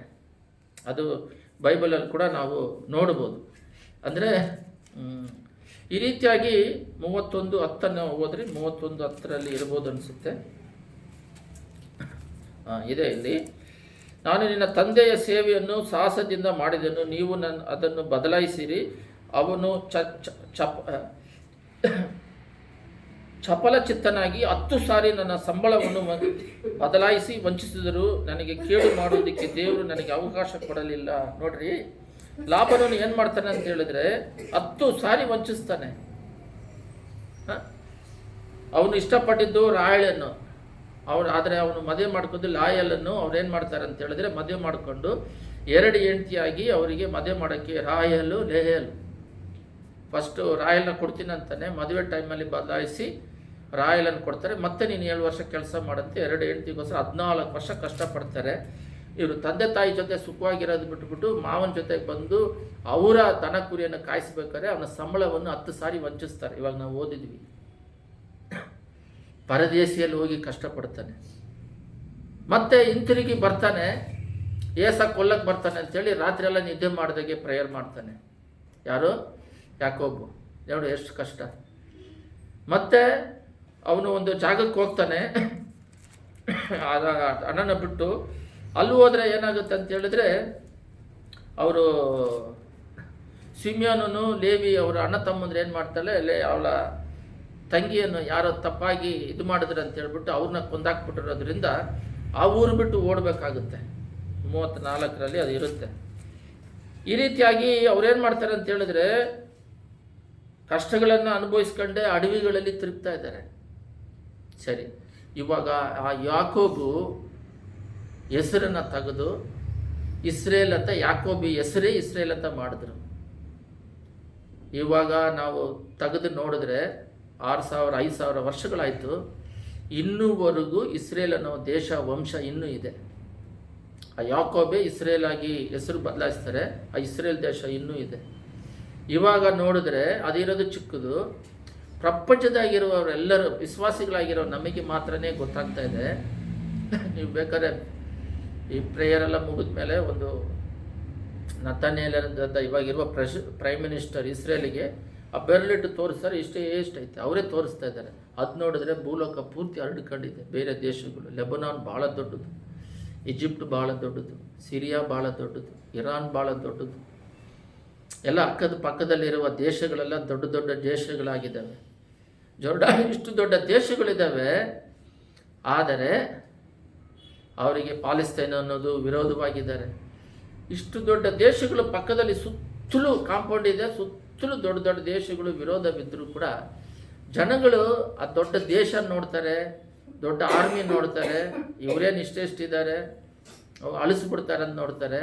ಆದರೆ ಇವಂತ ಎಲ್ಲರನ್ನೂ ಅಳಿಸ್ತಾ ಇದ್ದಾರೆ ಇಸ್ರೇಲ್ನವರು. ಅವರು ಇವ್ರನ್ನ ಅಳಿಸೋಕ್ಕಾಗ್ತಿಲ್ಲ. ಅದು ಬೈಬಲ್ ಬಿಡ್ರಿ, ಅದು ದೇವರ ಕಡೆ ದಿನದಲ್ಲಿ ಬರುವಿಕೆ ಸಮೀಪವಾಗಿರೋದ್ರಿಂದ ಅದು ಪ್ರಾಫಸಿ ನೆರವೇರ್ತಾ ಇದೆ. ಅದು ನಮಗೆ ಗೊತ್ತಾಗುತ್ತೆ, ಲೋಕದವರಿಗೆ ಗೊತ್ತಿಲ್ಲ. ಲೋಕರ ದೃಷ್ಟಿಯಲ್ಲಿ ಇನ್ನೇನು ಎಲ್ಲೇ ನ್ಯೂಸ್ ನೋಡ್ರಿ, ಇಸ್ರೇಲ್ ಇನ್ನು ಮುಗೀತು, ಇರಾನ್ ಬಂತು, ಮುಗಿಸ್ಬಿಡ್ತಾರೆ ಅಂತ ಹೇಳ್ತಾರೆ. ಆದರೆ ನಮಗೆ ವಿಶ್ವಾಸದಲ್ಲಿ ಯಾಕೆ ಹೇಳ್ತಿದ್ದೀನಿ ಅಂದರೆ, ಇಷ್ಟು ಉಪದ್ರವಗಳನ್ನು ಅನುಭವಿಸಿದ್ರು ಈಗ ಬ್ಲೆಸ್ಸಿಂಗ್ಸ್ ಇದೆ. ಇನ್ನೂ ಆಬ್ರಾಹ್ಮನ ದೇವರು, ಈಸಾಕನ ದೇವರು, ಯಾಕೋಬನ ದೇವರು ಅಂತ ಹೇಳ್ಬಿಟ್ಟು ಇನ್ನೂ ಆರಾಧನೆ ಮಾಡ್ತೀವಿ. ಇಷ್ಟು ಕಷ್ಟದ ಮಧ್ಯದಲ್ಲಿ, ಹಿಂಸೆಗಳ ಬಾಧೆಗಳ ಮಧ್ಯದಲ್ಲಿ, ಮತ್ತೆ ಯಾಕೋಬನಿಗೆ ಸ್ವಂತ ಮಗನ್ನ ಬಾವಿಯಲ್ಲಿ ಹಾಕ್ಬಿಟ್ಟು ನಿಮ್ಮ ಮಗ ಉಳಿ ತಿಂದುಬಿಡ್ತು ಅಂತೇಳಿ ಯೋಸಪ್ಪನ್ನ ಅಣ್ಣ ತಮ್ಮಂದ್ರೆ ಯಾಮರಿಸ್ತಾರೆ. ಅವನ ಬಟ್ಟೆನ ರಕ್ತ ಹಚ್ಚಿಸ್ಬಿಟ್ಟು, ಮೇಕೆ ಮರಿ ರಕ್ತ ಹಚ್ಚಿಬಿಟ್ಟು, ಮತ್ತು ಜೋಸಫಿಗೆ ಸಮಸ್ಯೆ. ಅವನೇನು ಕುಟುಂಬದಲ್ಲಿ ಇರ್ತಾನೆ, ಅವನಿಗೇನು ಯಾರಿಗೂ ಕೇಡು ಮಾಡಿಲ್ಲ, ಕನಸು ಬರುತ್ತೆ ಅದನ್ನು ಹೇಳ್ತಾನೆ. ಸಿವುಡುಗಳು ಒಂದು ನಂದು ಸೀಡು ಎದ್ದು ನಿಂತ್ಕೊಳ್ಳುತ್ತೆ, ನಿಮ್ಮದೆಲ್ಲ 11 ಸೀಡುಗಳು ಅಡ್ಡ ಬೀಳುತ್ತೆ ನನಗೆ ಅಂದಿದ ತಕ್ಷಣ ನಾನು ನಿಮಗೆ ಅಡ್ಡ ಬೀಳಬೇಕಂತ ಕೋಪ ಬಂದ್ಬಿಡುತ್ತೆ. ತಂದೆ ತಾಯಿ ಹತ್ರ ಹೋಗ್ತಾ ಹೇಳ್ತಾನೆ, ಸೂರ್ಯಚಂದ್ರರು ನನಗೆ ಅಡ್ಡ ಬಿದ್ದರು ಅಂತ ಹೇಳಿದ್ರೆ ನಕ್ಷತ್ರಗಳು 11 ನಕ್ಷತ್ರ, ಸೂರ್ಯ ಚಂದ್ರ ಅಂದರೆ ತಂದೆ ತಾಯಿ, ಮತ್ತು 12 ನಕ್ಷತ್ರ ಅಂತ ಹೇಳಿದ್ರೆ ಅವರ ಅಣ್ಣಂದಿರು, ತಮ್ಮ ಒಬ್ಬ, ಎಲ್ಲ ನನಗೆ ಅಡ್ಡ ಬೀಳ್ತಾರೆ. ಕನಸು ಕಾಳಿದ್ದಕ್ಕೆ ಬಾವಿಯಲ್ಲಿ ಹಾಕ್ತಾರೆ. ಇವಾಗ ಆಬ್ರಾಮ್ ನೋಡಿದ್ವಿ, ಈಸಕ್ ನೋಡಿದ್ವಿ, ಯಾಕೋಬ್ ನೋಡಿದ್ವಿ, ಈಗ ಯೋಸೆಫ್ ಎಂದು. ಏಸಪ್ ಏನು ತಪ್ಪು ಮಾಡಿದ್ರು? ಯಾರಿಗೂ ಏನು ಕೇಡು ಮಾಡಿಲ್ಲ, ಅವನ ಬಾವಿಯಲ್ಲಿ ಹಾಕಿದ್ರು. ಬಾವಿಯಲ್ಲಿ ಹಾಕಿದ ತಕ್ಷಣ ಅಲ್ಲಿ ಪೋತಿಪರ್ನ ಹತ್ರ ಹೋಗ್ತಾನೆ. ಪೋತಿಪರ್ ಏನು ಮಾಡ್ತಾನೆ? ತಪ್ಪು ಮಾಡದೇ ಇದ್ದಾನೆ, ಜೈಲಲ್ಲಿ ಅನುಭವಿಸ್ತಾನೆ. ನಾವು ಇವಾಗ ನೋಡಬೇಕಾಗಿರೋದು ಏನಂತ ಹೇಳಿದ್ರೆ, ಬ್ಲೆಸ್ಸಿಂಗ್ಸು. ಯೋಸೆಫ್ನು 72 ವರ್ಷ ಪ್ರೈಮ್ ಮಿನಿಸ್ಟರ್ ಆಗಿರ್ತಾನೆ ಆ ಈಜಿಪ್ಟಲ್ಲಿ, ಬೇರೆ ದೇಶದಲ್ಲಿ. ಅಷ್ಟು ದೊಡ್ಡ ಬ್ಲೆಸ್ಸಿಂಗ್ ಅವನ ಮೇಲೆ ಇಟ್ಟಿರ್ತಾರೆ. ಬಟ್ ಉಪದ್ರವಗಳು ಇರ್ತವೆ. ಅದರ ಉಪದ್ರವ ಥರ ಅನ್ನೋದಿಲ್ಲ, ಆದರೆ ನಾವು ಉಪದ್ರವನೇ ಬೇಡ ಅಂತ ಇದ್ದೀವಿ. ಅದರಿಂದ ಬ್ಲೆಸ್ಸಿಂಗ್ಸ್ ಇಲ್ಲ, ನಾವು ಪ್ರಮೋಷನ್ಗಳಿಲ್ಲ, ಉನ್ನತವಾದ ಸ್ಥಿತಿಗೆ ಹೋಗದಂಗೆ ನರಳಿ ಹೋಗ್ತಾ ಇದ್ದೀವಿ. ಉಪದ್ರವ ಇಲ್ಲದೆ ನಮಗೆ ಬ್ಲೆಸ್ಸಿಂಗ್ಸ್ ಇಲ್ಲ. ಮೋಸಸ್ ಕೂಡ ಅಷ್ಟೇ. ಮೋಸಸ್ ಚಿಕ್ಕ ಮಗು ಇದ್ದಾಗ ಗೊತ್ತಿಲ್ಲ, ಅವನ್ನ ನೀರಲ್ಲಿ ಹಾಕಿ ಕಳಿಸ್ತಾರೆ. ಪಾರೋನ ಮಗಳು ಅವಳನ್ನ ಬೆಳೆಸ್ತಾರೆ. ಯಾರನ್ನ? ಮೋಸೆ 40 ವರ್ಷ ಕಾಲ ರಾಜನ ಭೋಜನ ಉಂಡ್ಕೊಂಡು, ರಾಜನ ಡ್ರೆಸ್ ಹಾಕ್ಕೊಂಡು, ಎಲ್ಲ ವಿದ್ಯೆಗಳನ್ನು ಕಲಿತು ರಾಜನಾಗಿರ್ತಾನೆ. ಇಸ್ರೇಲ್ನವರು ಯುದ್ಧ ಮಾಡ್ಕೊತಾರೆ. ನೀವು ಅಣ್ಣ ತಮ್ಮದ್ರು ಒಟ್ಟಾಗಿರ್ಬೇಕಲ್ಲ, ಯಾಕೆ ಯುದ್ಧ ಮಾಡ್ತೀರಾ ಅಂತ ಹೇಳಿದ್ದಕ್ಕೆ, ಅದರಲ್ಲಿ ಒಂದು ಸಲ ಈಜಿಪ್ಟ್ನವರು ಯಾರೋ ಇವರಿಗೆ ವಿರೋಧವಾಗಿ ಯುದ್ಧ ಮಾಡಿದಾಗ ಅವನ್ನ ಹೊಡೆದು ಮಣ್ಣಿಗೆ ಹಾಕಿರ್ತಾನೆ. ಮಣ್ಣಲ್ಲಿ ಊತಾಕ್ಬಿಟ್ಟಿರ್ತಾನೆ. ನಮ್ಮ ಮೇಲೆ ನ್ಯಾಯ ತೀರ್ಸಕ್ಕೆ ಮಾಡಿದ್ದು ಯಾರು? ಇವನು ಒಳ್ಳೇದು ಮಾಡೋಕ್ಕೆ ಹೋಗ್ತಾನೆ. ಎದುರ್ಕೊಂಡು ಮೀದಿಯಾನ್ ದೇಶಕ್ಕೆ ಓಡೋಗ್ತಾನೆ. ಅಲ್ಲಿ ನೋಡಿದ್ರೂ ಕಷ್ಟ. 40 ವರ್ಷ ಬೇರೆ ದೇಶದಲ್ಲಿ ಒಬ್ಬನೇ ಮೇಕೆ ಕುರಿ ಮೇಯಿಸಬೇಕು. ಮತ್ತೆ ಅವನ್ನ 40 ವರ್ಷ ಅಂದರೆ ಟೋಟಲ್ 80 ವರ್ಷ ಆದಮೇಲೆ ಒಂದು ಪೊದೆಯಲ್ಲಿ ಬೆಂಕಿಯಿಂದ ಅವನ್ನ ಆರಿಸಿಕೊಂಡು, ಆದ್ರೂ ಅವನಿಗೆ ಬ್ಲೆಸ್ಸಿಂಗ್ಸ್ ಇದೆ. ಈಗಲೂ ಮೋಸೆ 5 ಚಾಪ್ಟರ್ನ ತೋರಾ ಅಂತೇಳಿ ಇಸ್ರೇಲ್ಗಳು ಈಗಲೂ ಮೋಸೆ ಆಜ್ಞೆಗಳನ್ನ ಪರಿಪಾಲಿಸ್ತಾ ಇದ್ದಾರೆ. ಏನೇನಿದೆಯೋ ಇನ್ನೂ ಪಾಲಿಸ್ತಾ ಇದ್ದಾರೆ ಮೋಸೆನ. ತೋರಾ ಅಂತ 5 ಚಾಪ್ಟರ್ಗಳನ್ನ ಪ್ರಾರಂಭದಲ್ಲಿ ಬರೆದಿರೋದನ್ನು. ಆದರೆ ಆ ಮೋಸೆ ಅವರು ಅಲ್ಲಿ ಎಲ್ಲಿ ಹುಟ್ಟಿದ್ನ ಅಲ್ಲೇ ಪಾರೋನ ಹತ್ರ ಹೋಗ್ಬಿಟ್ಟು ಅವ್ರು ಇಸ್ರೇಲಿಗೋಸ್ಕರ ವಿರೋಧವಾಗಿ ಮಾತಾಡಿ ಅವ್ರನ್ನೆಲ್ಲ ಬೆಳೆಸ್ತಾರೆ. ಆದರೆ ದಾರಿಯಲ್ಲಿ ಅವನಿಗೆ ಹಿಂಸೆದ ಮೇಲೆ ದೇವ್ರ ಹತ್ರ ಮಾತಾಡ್ತಿದ್ರೆ ಕೆಳಗಡೆ ಒಂದು ಕರುವನ್ನು ಮಾಡಿ ಅದನ್ನು ದೇವರಂತೇಳಿ ಪೂಜೆ ಮಾಡ್ತಿರ್ತಾರೆ. ಮತ್ತು ನೀರಿಲ್ಲ, ಏನಿಲ್ಲ, ಹಿಂಸೆ ಮಾಡ್ತಾನೇ ಇರ್ತಾರೆ ಅವನ್ನ. ಮೋಸಸ್ನ ಎಲ್ಲವನ್ನು ಸಹಿಸಿಕೊಂಡು ಪ್ರಮೋಷನ್ ಮೇಲೆ ಪ್ರಮೋಷನ್ ಆಗಿ ಬರ್ತಾ ಇರ್ತಾರೆ. ಅಂದರೆ ಈ ವಿಷಯದಲ್ಲಿ ಇವತ್ತಿನ ದಿನದಲ್ಲಿ ನಾವು ನೋಡಬೇಕಾಗಿರೋದು ಏನಂದರೆ, ಕ್ರಿಶ್ಚಿಯಾನಿಟಿ ಅದು ಒಂದು ರಿಲಿಜಿಯನ್ ಅಷ್ಟೇ.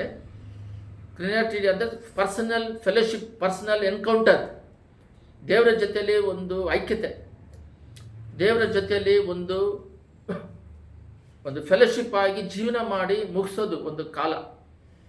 ಆದರೆ ಈಗಿನ ಕಾಲದ ಜನಗಳು ದೇವರ ಹತ್ರ ಬಂದಿದ್ದ ತಕ್ಷಣ, ಒಂದು ಉದಾಹರಣೆ ಹೇಳ್ಬೇಕಂದ್ರೆ, ಎಲ್ಲಿ ನೋಡ್ರಿ, ಕೆಲಸಕ್ಕೆ ಹೋಗ್ತಾರೆ, 1 ತಿಂಗಳು ಕೆಲಸ ಮಾಡಿದ ಮೇಲೆ ಅಂತ ಸಂಬಳ ಕೊಡ್ತಾರೆ ಅಂತ ಎಲ್ಲರಿಗೂ ಗೊತ್ತಿದ್ರೂ ಕೂಡ ಬೇಕಂತ ಹೇಳ್ಬಿಟ್ಟು ಅವರು ನಂಬಿಕೆಯಿಂದ 1 ತಿಂಗಳು ಕೆಲಸ ಮಾಡ್ತಾರೆ. ಸ್ಕೂಲಲ್ಲಿ ಕೂಡ ಅವರು ಚೆನ್ನಾಗಿ ಹೇಳ್ಕೊಡ್ತಾರೆ, SLC ಪಾಸ್ ಆಗ್ತಾನೆ ಮಗ ಅಂತೇಳಿ ನಂಬಿಕೆಯಿಂದ.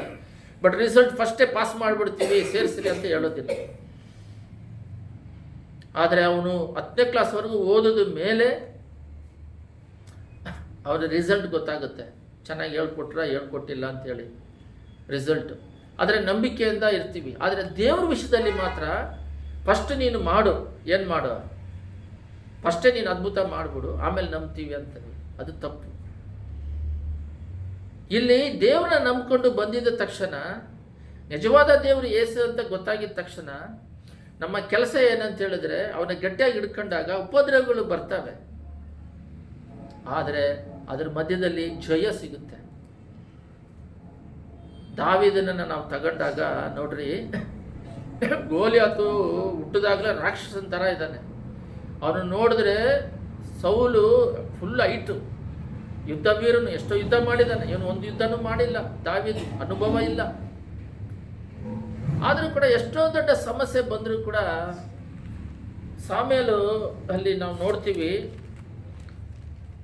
ದಾವೀದ ಏನು ಮಾಡ್ತಾನೆ ಅಂತ ಹೇಳಿದ್ರೆ 17ರಲ್ಲಿ ನಾವು ನೋಡ್ತೀವಿ, ಸುನ್ನತಿ ಇಲ್ಲದ ಇವನು ಎಷ್ಟು ಮಟ್ಟಿಗೆ ಅವನಂತ ಹೇಳ್ಬಿಟ್ಟು ಅವನ್ನ ಹೊಡೆದಾಕ್ಬಿಡ್ತಾರೆ. ವಿಶ್ವಾಸದಿಂದ ಹೋಗಿ ಹೊಡಿತಾರೆ. ಅವನಿಗೂ ಸಮಸ್ಯೆ ಬರುತ್ತೆ, ಅವನಿಗೆ ಹೆದರಿಕೆ ಇರಲಿಲ್ಲ. ದಾವೀದನ್ನು ನೋಡ್ರಿ, ಏನು ತಪ್ಪು ಮಾಡಿಲ್ಲ. ಅವನು ಗೋಲಿಯಾತನ ಹೊಡೆದಿದ್ದಕ್ಕೆ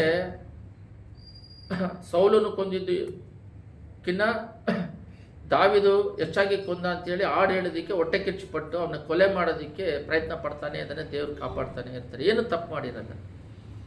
ಅಡವಿಯಲ್ಲಿರ್ತಾನೆ, ಕಾಡಿನಲ್ಲಿರ್ತಾನೆ, ಮತ್ತೆ ರಾಜನಾಥ್. ಅದರಿಂದ ಉಪದ್ರವ ನೋಡಿ ನಾವು ಎದುರ್ಕೊಂಡು ಓಡಬೇಕಾಗಿಲ್ಲ. ವಿಶ್ವಾಸದಲ್ಲಿ ಬೆಳೆದು ಉಪದ್ರವಗಳನ್ನು, ಸಮಸ್ಯೆಗಳನ್ನು ಬಾ ಅಂತ ಕರಿಯೋರಾಗಿ ಮಾರ್ಪಡಬೇಕು.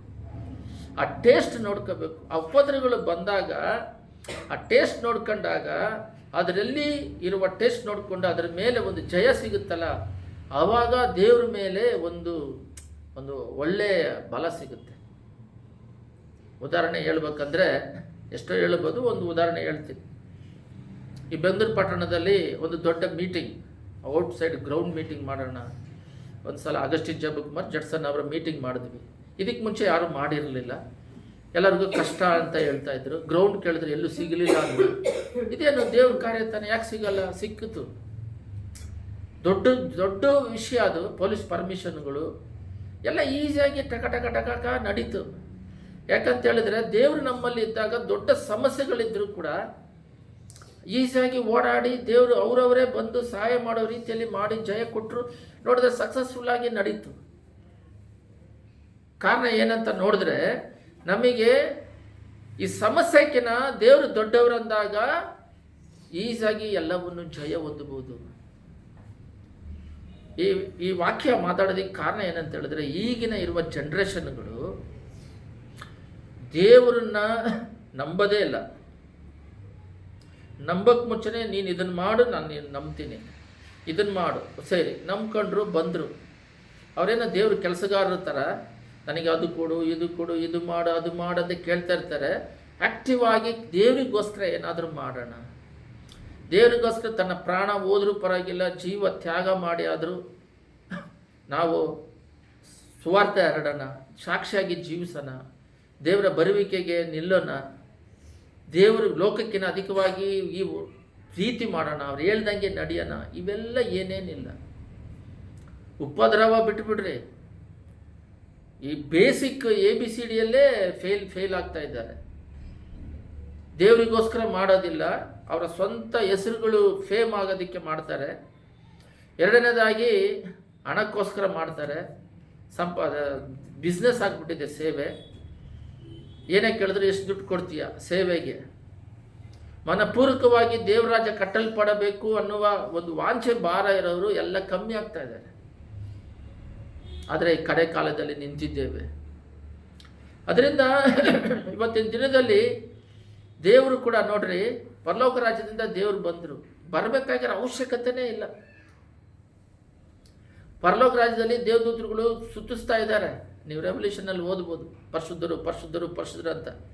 ಅವ್ರು ಏನಕ್ಕೆ ಭೂಲೋಕಕ್ಕೆ ಬರಬೇಕು? ಏನು ಕೆಲಸ ಐತೆ? ಅವ್ರೇನು ಮದುವೆ ಮಾಡ್ಕೊಂಡ್ರ, ಮಕ್ಕಳು ಎತ್ತಿದ್ರ, ಲೋಕದಲ್ಲಿ ಏನಾದರೂ ಮನೆ ಕಟ್ಟಿ ಪ್ರಾಪರ್ಟಿ ಮಾಡ್ಕೊಂಡ್ರ? ಅವ್ರು ಬರೋದಕ್ಕೆ ಮುಂಚೆನೇ ಅವರು ಮರಣ ಹೊಂದೋದಿಕ್ಕಂತಲೇ ಬಂದರು. ಉಪದ್ರವವನ್ನು ಜಯಿಸಿ ಜಯ ಹೊಂದೋದಿಕ್ಕೇ ಬಂದರು ಅವರು. ಯೇಸು ಪ್ರಭು ಅವ್ರು ಹುಟ್ಟಿದ್ದೇ ಸಿಲುಬೆಯಲ್ಲಿ ಮರಣ ಹೊಂದೋದಿಕ್ಕೆ. ಫಿಕ್ಸ್ಡ್, ಅವರು ಬರೋಕ್ಕೆ ಮುಂಚೆನೇ ಸಿಲುಬೆಯಲ್ಲಿ ಮರಣ ಹೊಂದುತ್ತಾರೆ ಅಂತೇಳಿ. ಯಾಕಂದರೆ ಹಳೆ ಒಡಂಬಡಿಕೆಯಲ್ಲೆಲ್ಲ ಇದೆ. ಈ ರೀತಿಯಾಗಿ ಯೇಸು ಸ್ವಾಮಿ ಬಂದು ಎಷ್ಟೋ ಅವ್ರು ನೋಡಿ ಚಿಕ್ಕ ವಯಸ್ಸಿನಲ್ಲೇ ತಂದೆ ಕಳ್ಕೊಂಡ್ರು. ಅವರಿಗೆ ತಮ್ಮಂದರು ತಂಗಿಯರಿದ್ದಾರೆ ಅಂತ ಹೇಳ್ಬಿಟ್ಟು ಮಾರ್ಕಲ್ಲಿದೆ. ಅವ್ರೇನು ಮಾಡಿದ್ರು ಅಂತ ಹೇಳಿದ್ರೆ, ಅವ್ರನಿಗೆಲ್ಲ ಮಾರ್ಕ್ 6 ಇರುತ್ತದು.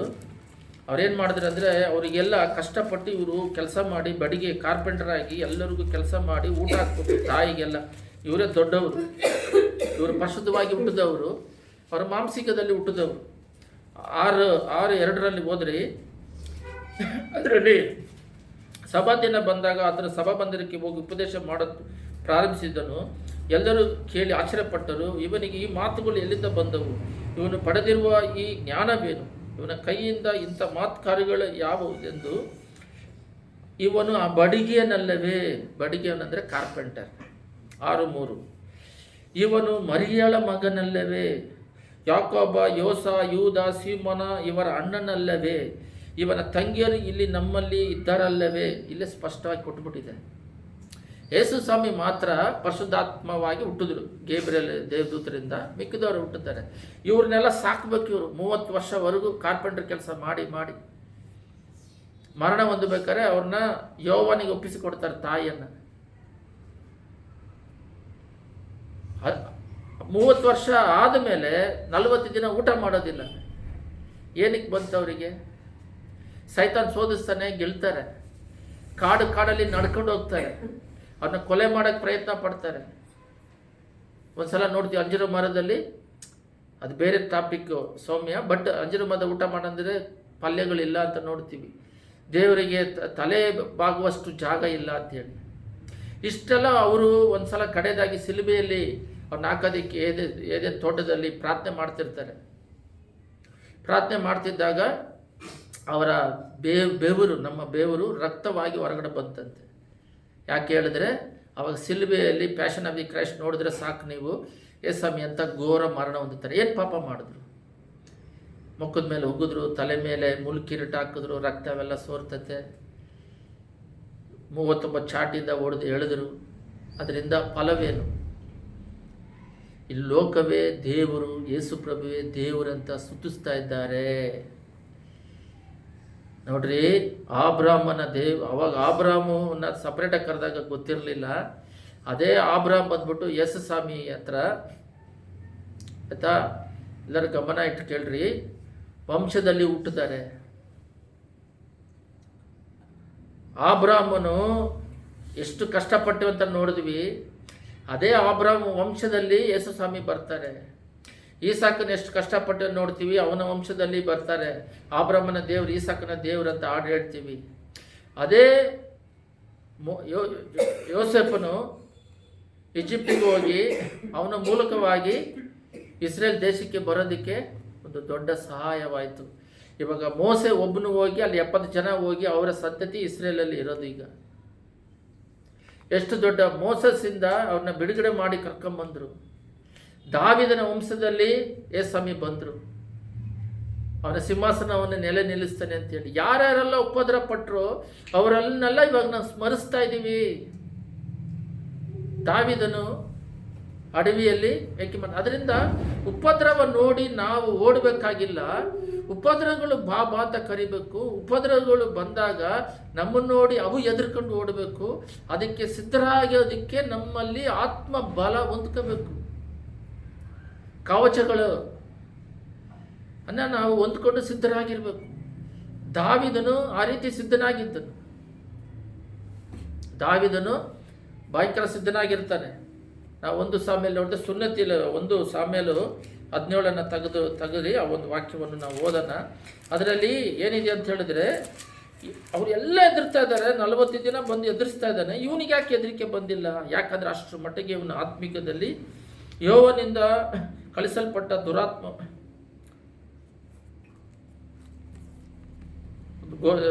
ದಾವಿದನ ಗೋಲ್ಯಾತನನ್ನು ಕೊಂದಿತ್ತು. ನೋಡ್ರಿ, ಇಲ್ಲಿ 17:45 ಓದೋಣ. ಆಗ ದಾವಿದನು ಅವನಿಗೆ, ನೀನು ಈಟಿ ಕತ್ತಿ ಬಚ್ಚಲುಗಳೊಡನೆ ನನ್ನ ಬಳಿಗೆ ಬರುತ್ತಿ. ನಾನಾದರೂ ನೀನು ಈನಾಯಿಸಿದಂಥ ಸೇನಾಧೀಶನು ಇಸ್ರೇಲರ ಯುದ್ಧರ ಭಟನು ದೇವರಾಗಿರೋ ಯೆಹೋವನ ನಾಮದಲ್ಲಿ ನಿನ್ನ ಬಳಿಗೆ ಬರುತ್ತಾ ಇದ್ದಾನೆ. ನೋಡ್ರಿ, ನಿನ್ನ ಸ್ವಂತ ಈಟಿ ಬಲ ಶಕ್ತಿಯಿಂದ ಬರ್ತಾ ಇದೆಯಾ? ದೇವರ ನಾಮದಲ್ಲಿ, ಅಂದರೆ ಇವಾಗ ಆ ಕಾಲದಲ್ಲಿ ದೇವರ ನಾಮದಲ್ಲಿ ಬರ್ತಿದ್ವಿ. ಇವಾಗ ದೇವರೇ ಆಲಯವಾಗಿದ್ದೀವಿ. ದೇವರೇ ನಮಗೆ ಆಲಯವಾಗಿದ್ದಾರೆ. ಅವರ ಶಕ್ತಿಯಿಂದ ಲೋಕದಲ್ಲಿ ಬರುವ ಸಮಸ್ಯೆಗಳನ್ನ ಪುಡಿ ಮಾಡಬೇಕು. ನನಗೆ ನೋಡ್ರಿ, ನಾವೆಲ್ಲ ಓದಬೇಕಾದ್ರೆ ದೇವ್ರು ನಂಬ್ಕೊಂಡಿಲ್ಲ. ಕೆಲಸ ಮಾಡಬೇಕಾದ್ರೂ ದೇವ್ರು ನಂಬ್ಕೊಂಡಿಲ್ಲ. ಯಾವಾಗ ನಂಬ್ಕೊಂಡಿವಿ ಅಂತ ಹೇಳಿದ್ರೆ, ನಾವು ಉದ್ಯೋಗ ಎಲ್ಲ ಮಾಡ್ತಾ ಇರ್ಬೇಕಾದ್ರೆ ನಂಬ್ಕೊಂಡ್ವಿ. ಆದರೆ ಈಗ ಕಾಲದಲ್ಲಿ ಅವರ ಸಂತತಿಗಳು ಚಿಕ್ಕ ವಯಸ್ಸಿನಲ್ಲೇ ದೇವ್ರು ನಂಬ್ಕೊತಾರೆ. ಯಾಕಂದರೆ ನಾವು ನಂಬ್ಕೊಳ್ದೇ ಇದ್ದಾಗ ಪ್ರಾರ್ಥನೆ ಮಾಡಿದ್ರೆ ದೇವ್ರು ಕೇಳ್ತಾರೆ, ಪ್ರಾರ್ಥನೆ ಮಾಡಿದ್ರೆ ಅದಕ್ಕೆ ಉತ್ತರ ಕೊಡ್ತಾರೆ. ಅದರ ನಾವೇನು ಪ್ರಾರ್ಥನೆ ಮಾಡ್ತೀವೋ ಅದಕ್ಕೆ, ಆ ಪ್ರಾರ್ಥನೆಗೆ ಉತ್ತರ ಕೊಟ್ಟು ಅದು ನಮಗೆ ಸಿಗುವಂತೆ ಸಮಸ್ಯೆಗಳಿಂದ ಬಿಡುಗಡೆಗೆ ಮಾಡ್ತಾರೆ ಅಂತ ನಮಗೆ ಗೊತ್ತಿಲ್ಲ. ಎಲ್ಲ ಗಮನ ಇಟ್ಕೊಳ್ರಿ. ಇನ್ನೊಂದು, ದೇವ್ರು ನಂಬ್ಕೊಂಡ್ರೆ ಜ್ಞಾನ ಬರುತ್ತಂತ ಗೊತ್ತಿಲ್ಲ. ದೇವ್ರು ನಂಬ್ಕೊಂಡ್ರೆ ಜ್ಞಾನ ಹೆಚ್ಚಾಗುತ್ತೆ. ಯಾಕೋಬು 1:5 ಇದೆ, ಕೇಳ್ರಿ ಜ್ಞಾನ ಕೊಡ್ತೀನಂತ. ಎರಡನೇದು, ಭಯ ಬರಲ್ಲ, ಧೈರ್ಯ ಬರುತ್ತಂತ ಗೊತ್ತಿಲ್ಲ. ಇವಾಗಿರೋ ಜನಗಳೆಲ್ಲ ದೇವ್ರನ್ನ ನಂಬ್ಕೊಂಡು ಎಷ್ಟಾಗಿ ಬೆಳೀತಿದ್ದಾರೆ ಅಂತ ಹೇಳಿದ್ರೆ, ಇವಾಗ ನಾವಿರೋದು ದೇವ್ರನ್ನ ನಂಬ್ಕೊಂಡೇ. ಒಂದು ಕಾಲದಲ್ಲಿ ದೇವ್ರು ನಮ್ಮದೇ ಇದ್ದಾಗ ಯಾವ ಸ್ಥಿತಿಯಲ್ಲಿ ಇದ್ದೀವೋ, ಇವಾಗ ದೇವ್ರು ನಂಬ್ಕೊಂಡು ಈ ಸ್ಥಿತಿಗೆ ಬಂದಿದ್ದೇವೆ. ಇದು ಲೋಕದ ಅವಶ್ಯಕತೆಗಳು ಅವರೇ ಕೊಡೋದು. ಆದರೆ ಉಪದ್ರವಗಳು ಆ ಟೈಮಲ್ಲಿ ಬಂದಾಗ ಅಳಿದೋಗ್ತಾ ಇದ್ವಿ, ಭಯ ಬರ್ತಿತ್ತು, ಚಂಚಲ ಮನಸ್ಸು, ದಿಗಿಲು, ಮನುಷ್ಯರನ್ನು ಹುಡ್ಕೊಂಡು ಹೋಗೋದು, ಆಸ್ಪತ್ರೆಗೆ ಹೋಗೋದು, ಪ್ರಾರ್ಥನೆ ಮಾಡಿದ್ರೆ ದೇವ್ರು ಜಯ ಕೊಡ್ತಾರೆ ಗೊತ್ತಿಲ್ಲ, ಸಮಸ್ಯೆಗಳು ಬಂದರೆ ಸಾಲಗಾರನ ಹುಡ್ಕೊಂಡು ಹೋಗೋದು, ಇಂತಹ ಸಮಸ್ಯೆಗಳಲ್ಲಿ ಬಿದ್ದೋಗಿದ್ವಿ. ಆದರೆ ಈಗ ದೇವ್ರನ್ನ ನಂಬ್ಕೊಂಡ ಮೇಲೆ ದೇವರ ಮೋಕಾಲು ಊರಿ ದೇವರ ಹತ್ರ ಮಾತ್ರ ಪಡ್ಕೊಳ್ಳುವ ಒಂದು ಸ್ವಭಾವ ನಮಗೆ ಸಿಗಬೇಕಾಗಿದೆ. ದಾವೀದನು ನೋಡ್ರಿ, ಎಷ್ಟು ದೊಡ್ಡ ಸಮಸ್ಯೆ ಇದ್ದರೂ ದೇವರ ಬಲದಿಂದ ಅವನ್ನ ಗೆಲ್ತಾನೆ. ಈ ರೀತಿಯಾಗಿ ಬಲವನ್ನು ನಾವು ಹೊಂದ್ಕೋಬೇಕು. ನೋಡ್ರಿ, ಯೇಸು ಸ್ವಾಮಿ ಲೋಕದಲ್ಲಿ ಇದ್ದಾಗ ಅವ್ರ ಹತ್ರ ಭಾಳ ಜನ ಬರ್ತಾಯಿದ್ರು, ಅದ್ಭುತಗಳು ಮಾಡ್ತಾಯಿದ್ರು. 5,000 ಜನಕ್ಕೆ ಊಟ ಕೊಡ್ತಾಯಿದ್ರು, ಸತ್ತಿರೋರನ್ನ ಎಬ್ಬರಿಸ್ತಾಯಿದ್ರು, ಎಲ್ಲ ಮಾಡ್ತಾಯಿದ್ರು. ಅವರಿಂದ ಬ್ಲೆಸ್ಸಿಂಗ್ಸ್ ಭಯಂಕರ ನಡೀತಾ ಇತ್ತು. 38 ವರ್ಷದಿಂದ ರಕ್ತಸ್ರಾವ ಒಂದು ಬೆತ್ತಲ್ ಸ್ಥಳದಲ್ಲಿ ಕೂತ್ಕೊಂಡಿರೋರನ್ನ ಎದ್ದು ನಡೆ ಅಂತ ಹೇಳ್ತಾರೆ. ಅವ್ರ ಬಟ್ಟೆ ಮುಟ್ಟಿದ ತಕ್ಷಣ 18 ವರ್ಷ ರಕ್ತಸ್ರಾವಿದ ಸ್ತ್ರೀ ಸ್ವಸ್ಥತೆ ಆಗುತ್ತೆ, ಕಣ್ಣಿಳಿದವ್ರಿಗೆ ಕಣ್ಣು ಕೊಡ್ತಾರೆ. ಆದರೆ ಇದು ಒಂದು ಕಡೆ ನಡೀತಾ ಇದ್ರೆ, ಉಪದ್ರವಗಳು ಒಂದು ಕಡೆ ನಡೀತಾ ಇದೆ. ಪೌಲು 13 ಚಾಪ್ಟರ್ ಬರೀತಾರೆ. ಎಷ್ಟು ಚಾಪ್ಟರ್? 13 ಚಾಪ್ಟರ್ ಬರೀತಾರೆ. ಬಟ್ ಅವರು ಬರೀಬೇಕಾದ್ರೆ ಎಷ್ಟು ಉಪದ್ರವಗಳನ್ನ ಅನುಭವಿಸಿದ್ದಾರೆ ಅಂತ ಹೇಳಿದ್ರೆ, ಒಂದು ವಾಕ್ಯವನ್ನು ಓದ್ರಿ. 2 ಕೊರಿಂಥಿಯರು 11:24 ನಾವು ತೆಗೆದು ಓದೋಣ. 2 ಕೊರಿಂಥಿಯರು 11:24 ನಾನು ಓದ್ತೀನಿ ನೋಡ್ರಿ. ಇದರಲ್ಲಿ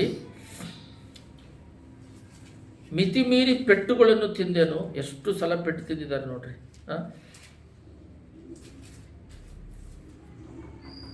ಮಿತಿ ಮೀರಿ ಪೆಟ್ಟುಗಳನ್ನು ತಿಂದೆನು, ಅನೇಕ ಸಾರಿ ಮರಣದ ಬಾಯೊಳಗೆ ಸಿಕ್ಕಿಕೊಂಡನು.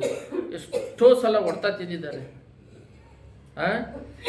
ಮರಣದ ಬಾಯೊಳಗೆ ಸಿಕ್ಕಿದ್ದಾರೆ. 5 ಸಾರಿ ಯೋಧ್ಯರಿಂದ ನನಗೆ ಒಂದು ಕಡಿಮೆ 40 ಏಟುಗಳು ಬಿದ್ದು. ಯೇಸ್ವಾಮಿಗೆ ಒನ್ ಟೈಮು 39 ಚಾಟಿಯಿಂದ ಹೊಡೆದು ತೆಗಿತಾರೆ.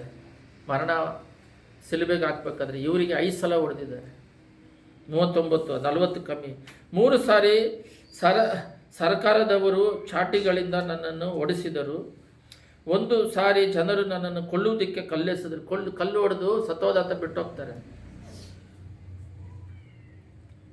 3 ಸಾರಿ ನಾನಿದ್ದ ಹಡಗು ಒಡೆದು ಹೋಯಿತು. 3 ಸಾರಿ ಬೋಟ್ ಒಡೆದೋಗುತ್ತೆ. 14 ದಿನ ರಾತ್ರಿ ಹಗಲು ಊಟ ಹೇಳದೆ ಬೋಟಲ್ಲೇ ಕಳೀತಾರೆ. ಆಯಿತಾ? 1 ರಾತ್ರಿ 1 ಹಗಲು ಸಮುದ್ರ ನೀರಿನಲ್ಲಿ ಕಳೆದನು. ಆತನ ಸೇವೆಯಲ್ಲಿ ಎಷ್ಟೋ ಪ್ರಯಾಣವನ್ನು ಮಾಡಿದೆನು. ನದಿಗಳು ಅಪಾಯಗಳು, ಕಳ್ಳರ ಅಪಾಯಗಳು, ಸ್ವಂತ ಜನರಿಂದ ಅಪಾಯಗಳು, ಅನ್ಯ ಜನರಿಂದ ಅಪಾಯಗಳು, ಪಟ್ಟಣಗಳಲ್ಲಿ ಅಪಾಯಗಳು, ಕಾಡಿನಲ್ಲಿ ಅಪಾಯಗಳು, ಸಮುದ್ರದ ಅಪಾಯಗಳು, ಸುಳ್ಳು ಸಹೋದರಗಳೊಳಗೆ ಇರುವಾಗ ಅಪಾಯಗಳೊಂದಿಗೆ ನನಗೆ ಸಂಭವಿಸಿದವು.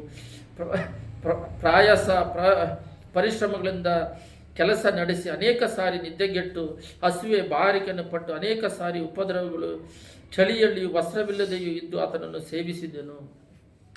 ನೋಡ್ರಿ, ಎಲ್ಲರೂ ಪೌಲ್ ಬಂದ್ಬಿಟ್ಟು ದೊಡ್ಡ ಶ್ರೀಮಂತ. ಅವ್ರ ತಂದೆ ಬಂದು ರೋಮ್ ಇದ್ದಾರಲ್ಲ, ರೋಮ್ ಆಳ್ವಿಕೆಯಲ್ಲಿ ಇಸ್ರೇಲ್ ಇದ್ದಾಗ ಅದರಲ್ಲಿ ಗೋರ್ಮೆಂಟ್ ಆಫೀಸರ್ ಆಗಿ ಕೆಲಸ ಮಾಡ್ತಿರ್ತಾರೆ.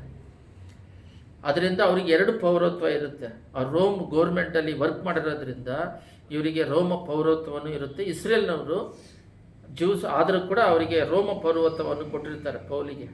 ದೊಡ್ಡ ಶ್ರೀಮಂತ, ಅವನು ಡಸ್ಟಾಗಿ ಹಣ. ಇವಾಗಿಂದ ಯಾರೋ ಒಂದು ಸೇವಕರು ಹೇಳಿದ್ರು, ಒಂದು ಅವರಿಗಿದ್ದಿದ್ದು 10 ಲಕ್ಷ ಕೋಟಿ ಇವಾಗ ಲೆಕ್ಕ ಮಾಡಿದ್ರೇ ಅದನ್ನೇ ಡಸ್ಟ್ ಅಂತ ಹೇಳಿ ಬಿಟ್ಟು ಬಂದ್ರಂತ. ಯಾಕಂದರೆ ಅವರು ಶ್ರೀಮಂತರ ವಂಶದಲ್ಲಿ ಹುಟ್ಟಿದವರು, ಒಳ್ಳೆ ಎಜುಕೇಷನ್ ಪಡೆದವರು, ಒಳ್ಳೆ ಓದಿರೋರು, ಅಂಥವರು 13 ಚಾಪ್ಟರ್ ಬರೆದಿದ್ದಾರೆ ಅಂತ ಹೇಳಿ ನೋಡ್ತೀವಿ. ಆದರೆ ಅವರು ಕಷ್ಟಗಳನ್ನು ಅನುಭವಿಸಿದ್ದಾರೆ. ಅವರು ಅದನ್ನು ಇಟ್ಕೊಂಡು ಪೌಲ್ ಏನೇನೆಲ್ಲ ಬರೆದ್ರು ಚಾಪ್ಟರ್ಗಳಾಗಿ, ಅದೇ ನಾವು ಬೈಬಲ್ ಆಗಿ ಮಾಡ್ಕೊಂಡು ಅದನ್ನೇ ಧ್ಯಾನಿಸ್ತಾ ಇದ್ದೀವಿ 2000 ವರ್ಷಗಳಿಂದ. ಉಪದ್ರವದ ಮಧ್ಯದಲ್ಲಿ ಅವ್ರು ಜೈಲಲ್ಲಿ ಹಾಕಿರ್ತಾರೆ, ಆ ಬೇಡಿಯಲ್ಲಿ ಕೂಡ ಈ ಪಾತ್ರಗಳನ್ನೆಲ್ಲ ಬರೀತಾರೆ. ಇಷ್ಟೆಲ್ಲ ಕಷ್ಟಗಳ ಉಪದ್ರವಗಳನ್ನ ಅನುಭವಿಸ್ತಾರೆ. ಅದೇ 2 ಕೊರಿಂಥಿಯರು 6:4 ತೆಗಿರಿ.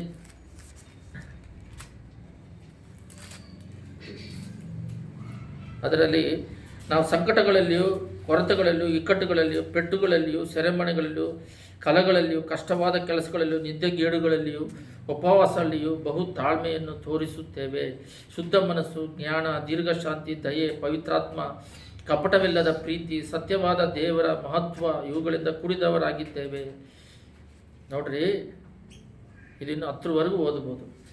ಎಡಗೈ ಬಲಗೈಲಿ ನೀತಿ ಎಂಬ ಆಯುಧವನ್ನು ಧರಿಸಿಕೊಂಡಿರುವ, ಇಲ್ಲಿ ನೋಡ್ರಿ, ಇದೆಲ್ಲ ನಮಗಿರಬೇಕು. ಸಮಸ್ಯೆಗಳು, ಉಪದ್ರವಗಳು ಬರಬೇಕಾದ್ರೆ ಶುದ್ಧ ಮನಸ್ಸಿರಬೇಕು, ಜ್ಞಾನ, ದೀರ್ಘ ಶಾಂತಿ ಇರಬೇಕು, ಪವಿತ್ರಾತ್ಮ ಇರಬೇಕು, ಕಪಟವಿಲ್ಲದ ಇರಬೇಕು, ಸತ್ಯದ ದೇವರ ವಾಕ್ಯದಲ್ಲಿ ಬಲ ಹೊಂದಿರಬೇಕು, ಎಡಗೈ ಬಲಗೈಯಲ್ಲಿ ನೀತಿ ಎಂಬ ಆಯುಧವನ್ನು ಧರಿಸಿರಬೇಕು, ಅವಮಾನ, ಕೀರ್ತಿ, ಅಪಕೀರ್ತಿಯನ್ನು ಹೊಂದಿದವರು ಆಗಿದ್ದೇವೆ. ಒಬ್ಬರು ಹೊಗಳ್ತಾರೆ, ಒಬ್ಬರು ಕ್ಯಾಟಸ್ ಹೋಗಿತಾರೆ, ಎಲ್ಲವನ್ನು ಹೃದಯಕ್ಕೆ ತಗೊಳ್ದಂಗೆ ಬಿಟ್ಟುಬಿಟ್ಟು ದೇವರಿಗೋಸ್ಕರ ಓಡ್ತಾ ಇರಬೇಕು. ಅಷ್ಟು ಮಟ್ಟಿಗೆ ಸ್ಪಿರಿಚುವಲಲ್ಲಿ ಬೆಳಿಬೇಕು. ಮೋಸಗಾರನೆನಿಸಿಕೊಂಡರು ಸತ್ಯವಂತರು. ಎಲ್ಲರೂ ಇವನ್ನ ಮೋಸಗಾರ ಅಂತಾರೆ, ಆದರೆ ಸತ್ಯವಂತರು. ಒಂದು ಕಡೆ ಹೇಳ್ತಾರೆ, ನಾನು ಯಾರ ಹತ್ರ ಆದ್ರೂ ದುಡ್ಡು ತಗೊಂಡ, ಯಾರಿಗಾದ್ರೂ ಮೋಸ ಮಾಡಿ, ಯಾಕಂದರೆ ಅವರು ಟೆಂಟ್ ಬಿಸ್ನೆಸ್ ಮಾಡಿ ಅದರಿಂದ ಸೇವೆ ಮಾಡ್ತಾರೆ. ಅಜ್ಞಾತರೆನಿಸಿಕೊಂಡರು ವಿಜ್ಞಾತರು, ಸಾಯೋವರಾಗಿ ತೋರಿದರು ಬದುಕುವವರಾಗಿದ್ದೇವೆ. ಸಾಯೋರ ಯಾವ ಟೈಮಲ್ಲಿ ಸಾಯ್ತಂತ ಗೊತ್ತಿದ್ರು ಬದುಕಿರ್ತಾರಂತೆ. ಶಿಕ್ಷೆ ಹೊಂದಿದವರಾಗಿದ್ದರು ಕೊಲ್ಲಲ್ಪಡುವವರು, ದುಃಖ ಪಡುವವರಾಗಿದ್ದರು ಯಾವಾಗಲೂ ಸಂತೋಷ ಪಡುವರು. ಇದೇ ನಮಗೆ ಬೇಕಾಗಿರೋದು. 10ನೇದು, ದುಃಖ ಇದ್ರೂ, ಎಷ್ಟೋ ಸಮಸ್ಯೆ ಇದ್ರೂ ಸಂತೋಷ ಇರುತ್ತಂತೆ, ಯಾಕಂದರೆ ದೇವರಿದ್ದಾರೆ. ಬಡವರಾಗಿದ್ದರು ಅನೇಕರಿಗೆ ಐಶ್ವರ್ಯನುಂಟು ಮಾಡುವವರು. ಇದೇ ಸೇವಕರ ಕೆಲಸ. ಅವರು ಬಡವರಾಗಿದ್ದರು, ಇತರರನ್ನು, ಅನೇಕ ಮಂತ್ರರನ್ನ ಐಶ್ವರ್ಯವಂತರಾಗಿ ಮಾಡ್ತಾರೆ. ಏನಿಲ್ಲದರಾಗಿದ್ದರು ಎಲ್ಲ ಇದ್ದವರಾಗಿದ್ದೇವೆ. ದೇವರು ಒಬ್ಬರಿದ್ದರೆ ಎಲ್ಲ ಇದ್ದಂಗೆ.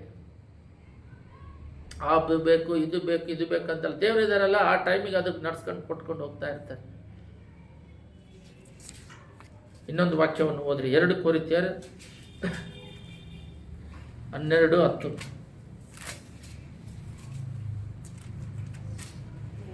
ಇದರಲ್ಲಿ ಕ್ರಿಸ್ತನ ನಿಮಿತ್ತ ನನಗೆ ನಿರ್ಬಲ ಅವಸ್ಥೆಯು, ತಿರಸ್ಕಾರವು, ಕೊರತೆಯು, ಹಿಂಸೆಯು, ಇಕ್ಕಟ್ಟು ಸಂಭವಿಸಿದಾಗ ಸಂತೃಪ್ತನಾಗಿದ್ದೇನು. ನಾನು ಯಾವಾಗ ನಿರ್ಬಲನಾಗಿದ್ದನೋ ಆವಾಗಲೇ ಬಲವುಳ್ಳವನಾಗಿದ್ದೇನೆ. ನೋಡ್ರಿ, ಇದು ಸ್ಪಿರಿಚುವಲ್. ಇನ್ನೊಂದೆರಡು ವಾಕ್ಯ ಓದಿ ಮುಗಿಸೋಣ. ಸಮಸ್ಯೆ ಅಂದಿದ ತಕ್ಷಣ ನಿಮಗೆಲ್ಲ ಹೆದರಿಕೆ ಆಗುತ್ತೆ, ಯಾಕಂದರೆ ಆತ್ಮಿಕದಲ್ಲಿ ಬಲ ಇಲ್ಲ. ಇವಾಗ ಏಕೆ ದಾವೀದನು ಗೋಲಿಯಾತನು ಹೊಡೆದ, ಯಾಕೆ ಸೌಲನ ಕೈಯಲ್ಲಿ ಆಗಿಲ್ಲ? ಅವ್ರ ಅಣ್ಣಂದಿರೇ ಆರ್ಮಿಯಲ್ಲಿದ್ದರು, ಯಾಕೆ ಅವ್ರ ಕೈಯಲ್ಲಿ ಆಗಿಲ್ಲ?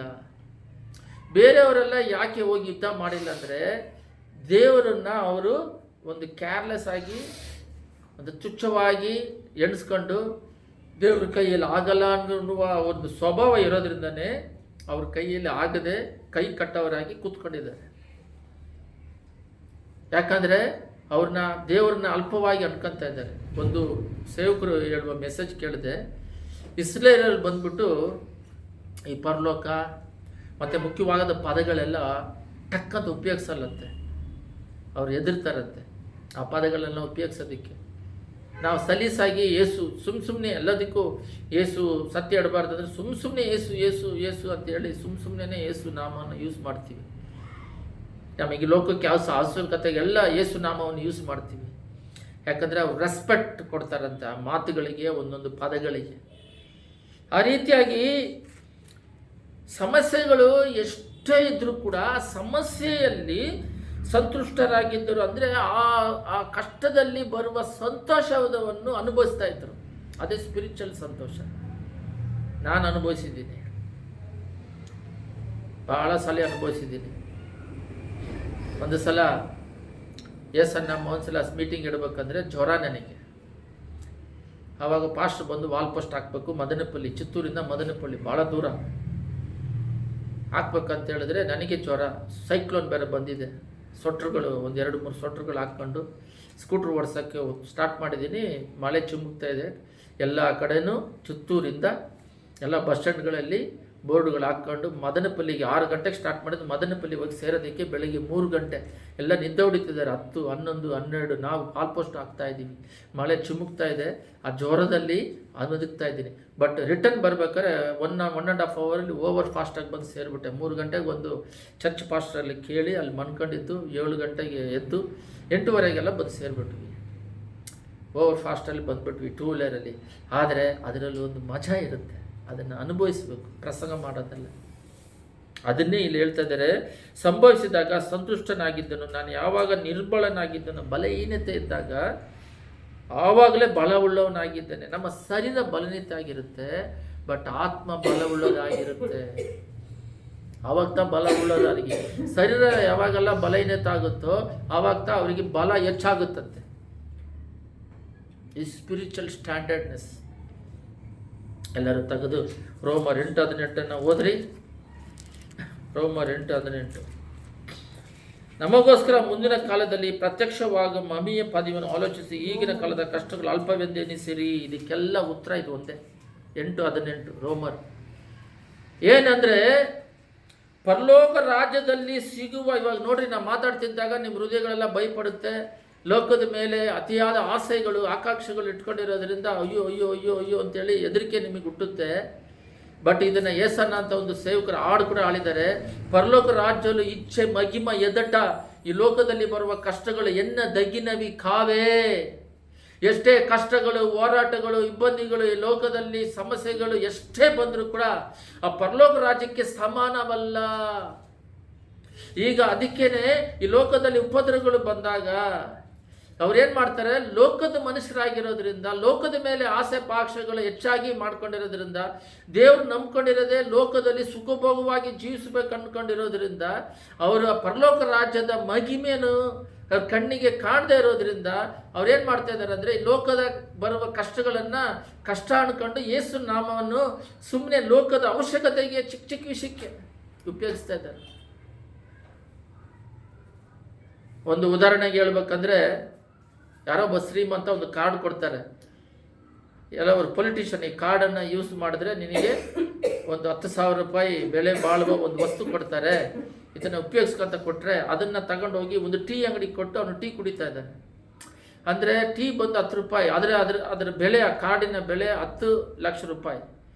ಅವನಿಗೆ 10 ಲಕ್ಷ ರೂಪಾಯಿವರೆಗೂ ಆ ಕಾರ್ಡಿಂದ ಉಪಯೋಗ ಪಡೆಯೋದು ನೋಡಿದ್ರೆ, ಅದು ಬೆಳೆ ಬಾಳುವುದನ್ನು ಉಪಯೋಗಿಸೋದು ಬಿಟ್ಟುಬಿಟ್ಟು ಕೆಲಸಕ್ಕೆ ಬಾರೋದಕ್ಕೆ ಅದನ್ನು ಉಪಯೋಗಿಸ್ತಿದ್ದಾನೆ. ಅದೇ ರೀತಿ ನಾವು ಯೇಸು ಸ್ವಾಮಿ ನಾಮವನ್ನು ಅವರಲ್ಲಿ ನಮಗೆ ಕೊಟ್ಟಿರುವ ಜ್ಞಾನ, ನಮಗೆ ಕೊಟ್ಟಿರುವ ಅಭಿಷೇಕ, ನಮಗಾಗಿ ಪ್ರಾಣ ತ್ಯಾಗ ಮಾಡಿ ನಾನು ಯೇಸು ನಂಬಿದ ತಕ್ಷಣ ಚಂಚಲ ಮನಸ್ಸು ಹೋಯಿತು, ಭಯ ಹೋಯಿತು, ಜ್ಞಾನ ಬಂತು. ನನಗೆ ಭಾಳ ಇಷ್ಟವಾದದ್ದು ಏನಂದರೆ ಜ್ಞಾನ, ಪರಿಶುದ್ಧತೆ. ಏನಂತ ಹೇಳಿದ್ರೆ ಅದರಲ್ಲಿದ್ದಾಗ ಹೃದಯದಲ್ಲಿ ಸಿಗುವ, ಯಾರೇ ಏನೇ ಪ್ರಶ್ನೆ ಕೇಳಿದ್ರೆ ಉತ್ತರ ಕೊಡ್ತಾ ಇದ್ದೆ. ಮೊದಲು ಚಂಚಲ ಮನಸ್ಸುವಿತ್ತು, ಭಯವಿತ್ತು, ಎಲ್ಲ ಹೋಗಿ ದೇವರು ನಂಬ್ಕೊಂಡಿರೋದ್ರಿಂದ ದೇವರಿದ್ದಾರೆ ಬಿಡುವಂಥ ಎಂಥ ದೊಡ್ಡ ಸಮಸ್ಯೆಗಳು. ಸ್ಕಾರ್ಪಿಯೋ ಆ ಥರ ಒಂದು ವಿಷಯ ಕಡಿದ್ರೇನು ದೇವ್ರು ಕಾಪಾಡ್ತಾರೆ, ಕೋವಿಡ್ ಬಂದ್ರೂ ದೇವ್ರು ಇಟ್ಟರೆ ತಗೊಂತಾರೆ. ಆ ಒಂದು ಹೃದಯದಲ್ಲಿ ನಡೆಯುವಂಥ ಒಂದು ಶಕ್ತಿ, ಬಲ ತುಂಬಿಸ್ಕೋಬೇಕು. ಈ ರೀತಿ ನಾವು ಲೋಕದಲ್ಲಿ ಬರುವ ಸಮಸ್ಯೆಗಳನ್ನು ಎದುರಿಸಿ ಆತ್ಮಿಕದಲ್ಲಿ ಬೆಳೆದು ಜೀವಿಸಿ ನಿತ್ಯ ರಾಜ್ಯಕ್ಕೆ ಹೋಗ್ಬೇಕು. ಯೇಸನ್ನ ಬಂದ್ಬಿಟ್ಟು ನೋಡ್ರಿ, ನಾನು ಈ ಲೋಕದಲ್ಲಿ ರೆಸ್ಪೆಕ್ಟ್ ಕೊಡುವ ಒಂದು ವ್ಯಕ್ತಿ ತಂದೆ ತಾಯಿನ ಬಿಟ್ಟು ಬಂದರು. ಬರೀ ತಂದೆ ತಾಯಿ ಇಲ್ಲ, ರಿಲೇಷನ್ಸ್ ಎಲ್ಲ ಬಿಟ್ಟು ಬಂದರು. ಒಬ್ಬರೇ ನೆಲ್ಲೂರಿಂದ ಗುಂಟೂರಿಗೆ ಹೋಗಿ ಅಲ್ಲಿ ಹೋಗಿ ಸೇವೆ ಪ್ರಾರಂಭಿಸಿದ್ರು. ಎಲ್ಲರೂ ಕೇಳ್ರಿ.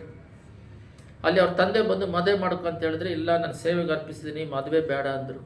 ಮದುವೆ ತ್ಯಾಗ ಮಾಡಿದ್ರು. ಮಕ್ಕಳಿಲ್ಲ, ಹೆಂಡ್ತಿ ಇಲ್ಲ, ಸೇವೆ ಪ್ರಾರಂಭಿಸಿದ್ರು. ಯಾರ್ಯಾರೋ ಎಲ್ಲೆಲ್ಲಿಂದ ಬಂದರು. ಅವರಿಗೆ ಆ ಸೇವೆ ಮಾಡೋದಕ್ಕೆ ಇವರೇ ನನ್ನ ಮಕ್ಕಳು ಅಂತೇಳಿ ಒಪ್ಪಿಸಿಕೊಟ್ರು. ಹಣದ ಆಸೆ ಎಲ್ಲ ಟ್ರಸ್ಟ್ ಮೇಲೆ ಬರೆದ್ರು. ಅವ್ರ ಅಣ್ಣನ ಮಕ್ಕಳೆಲ್ಲ ಇದ್ದಾರೆ, ಅವ್ರ ಹೆಸರಲ್ಲಿ ಬರೆದಿಲ್ಲ, ಅವರು ನಡ್ಸೋದಕ್ಕೆ ಕೊಟ್ಟಿಲ್ಲ. ದಾವಣಗೆರೆ ಕರ್ನಾಟಕದಲ್ಲೂ ಒಬ್ಬರ ಸೇವಕರ ಕೈಯಲ್ಲಿ ಕೊಟ್ಟರು. ಎಲ್ಲ ಮಾಡಿ ಕಡೆ ಏನಕ್ಕೆ ಹೇಳ್ತೀನಿ, ಕಡೆ ಅವ್ರ ಮರಣ ಹೊಂದಬೇಕಾದ್ರೆ 6 ತಿಂಗಳು ಮೈ ಚೆನ್ನಾಗಿಲ್ಲದೆ ಇದ್ದರು, ಭಾಳ ಕಷ್ಟಪಟ್ಟಿದ್ದಾರೆ. ಅವ್ರ ಮೈ ಮುಟ್ಟಿದ್ರೆ ಎಲ್ಲ ಹಸಿರು ಕಲ ಆಗುತ್ತಿತ್ತಂತೆ, ಕಷ್ಟದಲ್ಲಿ ಇದ್ದಾರೆ. ಆ ಸಮಯದಲ್ಲಿ ಕೂಡ ಈ ಒಂದು ಅವಕಾಶ ಕೊಟ್ಟರೆ ಇಂಡಿಯಾ ದೇಶದಲ್ಲಿ ನಾನು ಒಂದು ದೊಡ್ಡ ಸೇವೆ ಮಾಡ್ತೀನಿ, ದೇವರ ಹೋಗ್ಬೇಕಾದ್ರೂ ಈ ಟೈಮಿಗೆ ನಾನು ಹೋಗ್ತಾ ಇದ್ದೀನಿ, ದೇವರು ಕರಿತಾ ಇದ್ದಾರೆ, ಪ್ರಾರ್ಥನೆ ಎಲ್ಲ ಮಾಡಬೇಡ್ರಿ ಅಂತೇಳಿ ಸಂತೋಷವಾಗಿ ಹೋದರು. ಅಂದರೆ ಈ ಉಪದ್ರವಗಳು ಇದ್ದಾವೆ, ಆದರೆ ಆತ್ಮಿಕ ಬಲ ಜಾಸ್ತಿ ಇದೆ.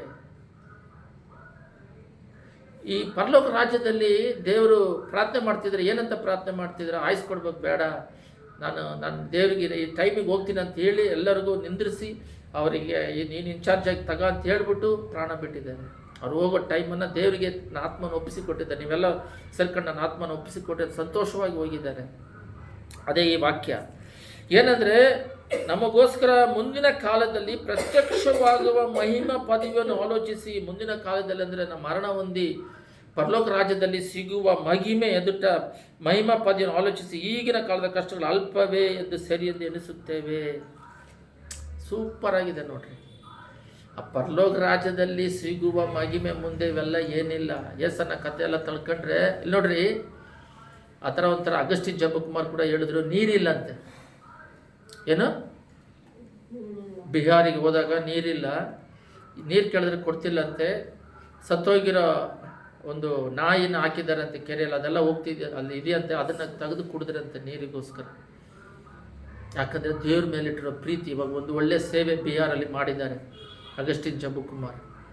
ಅದೇ ರೀತಿ ಪ್ರಾರಂಭ ದಿನಗಳಲ್ಲಿ ಆತ್ಮಗಳು ದೇವ್ರ ಕಡೆಗೆ ಬರೋದಕ್ಕೆ ಭಾಳ ಕಷ್ಟಪಟ್ಟಿದ್ದಾರೆ. ತನ್ನ ಊಟಗಳಿಲ್ಲ, ಕಾಲ್ನಡಿಗೆಗಳು, ಉಪದ್ರವಗಳು, ನಿಂದೆಗಳು, ಬಾಧೆಗಳು, ಅವಮಾನಗಳು, ಮದುವೆ ಮಾಡ್ಕೊಳ್ದೆ ಸೇವೆ ಮಾಡಿರೋದ್ರಿಂದ ಅವಮಾನಗಳು, ಎಷ್ಟೋ ಹೋರಾಟಗಳು, ಎಲ್ಲದರ ಮಧ್ಯದಲ್ಲಿ ದೇವರಿಗೋಸ್ಕರ ಪರಲೋಕ ರಾಜ್ಯದಲ್ಲಿ ಮಹಿಮೆ ಎದುಟ ಅದಕ್ಕೋಸ್ಕರ ಈ ಲೋಕದಲ್ಲಿ ಬರುವ ಸಮಸ್ಯೆಗಳನ್ನು ದೊಡ್ಡದಾಗಿ ಎಳಿಸ್ಕೊಳ್ಳೋದಾಗಿ ಕಡೆದಾಗಿ ಒಂದು ಮಾತನ್ನು ವಾಕ್ಯವನ್ನು ಓದ್ರಿ, ನಾವೆಲ್ಲರೂ ಸೇರಿ ಪ್ರಾರ್ಥನೆ ಮಾಡಿ ಮುಗಿಸೋಣ. 2 ಕೊರಿಂಥಿಯರ್ 4:16 ಓದ್ರಿ. 2 ಕೊರಿಂಥಿಯರ್ 4:16.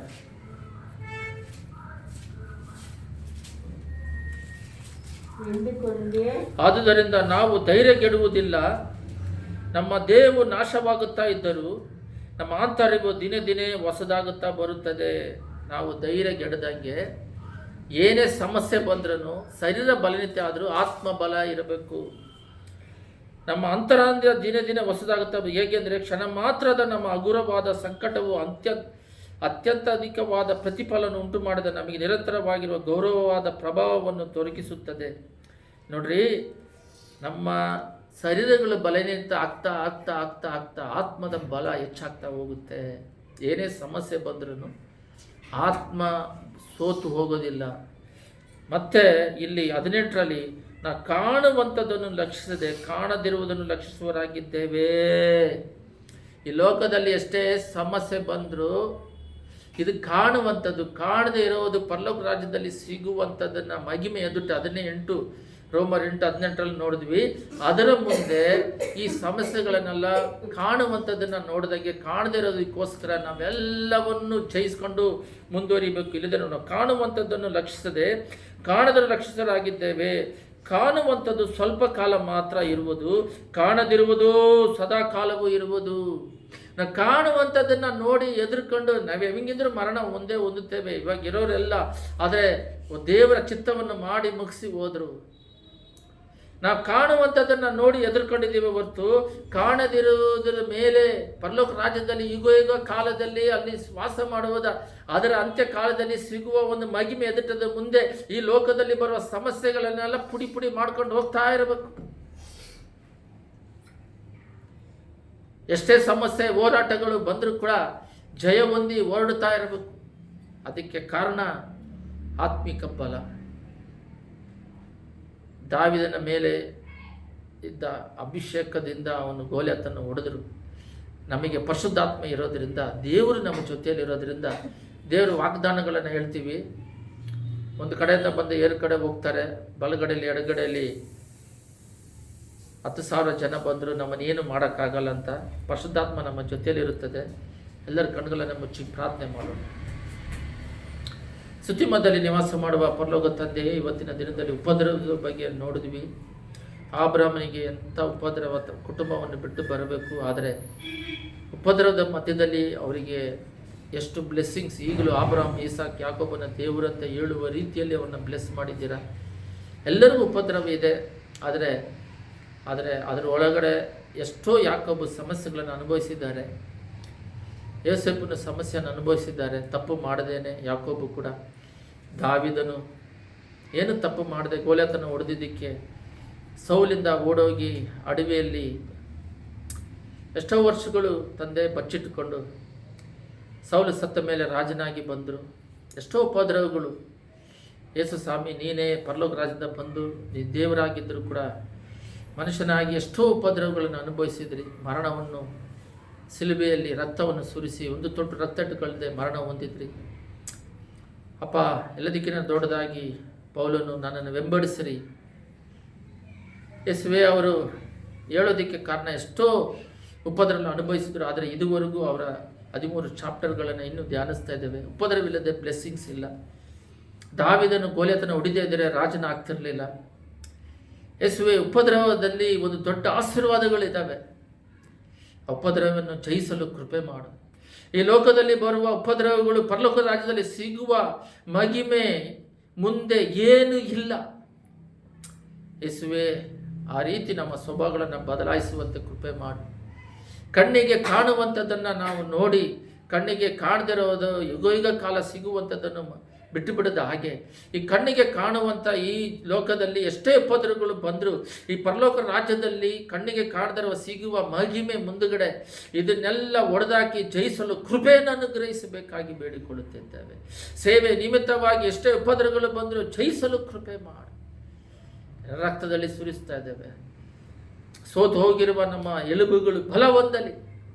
ಕೃಪೆಯನ್ನು ಅನುಗ್ರಹಿಸು. ಯೇಸುವಿನ ನಾಮದಲ್ಲಿ ಬೇಡುವುದಿದ್ದೇವೆ ತಂದೆಯೇ, ಆಮೆನ್.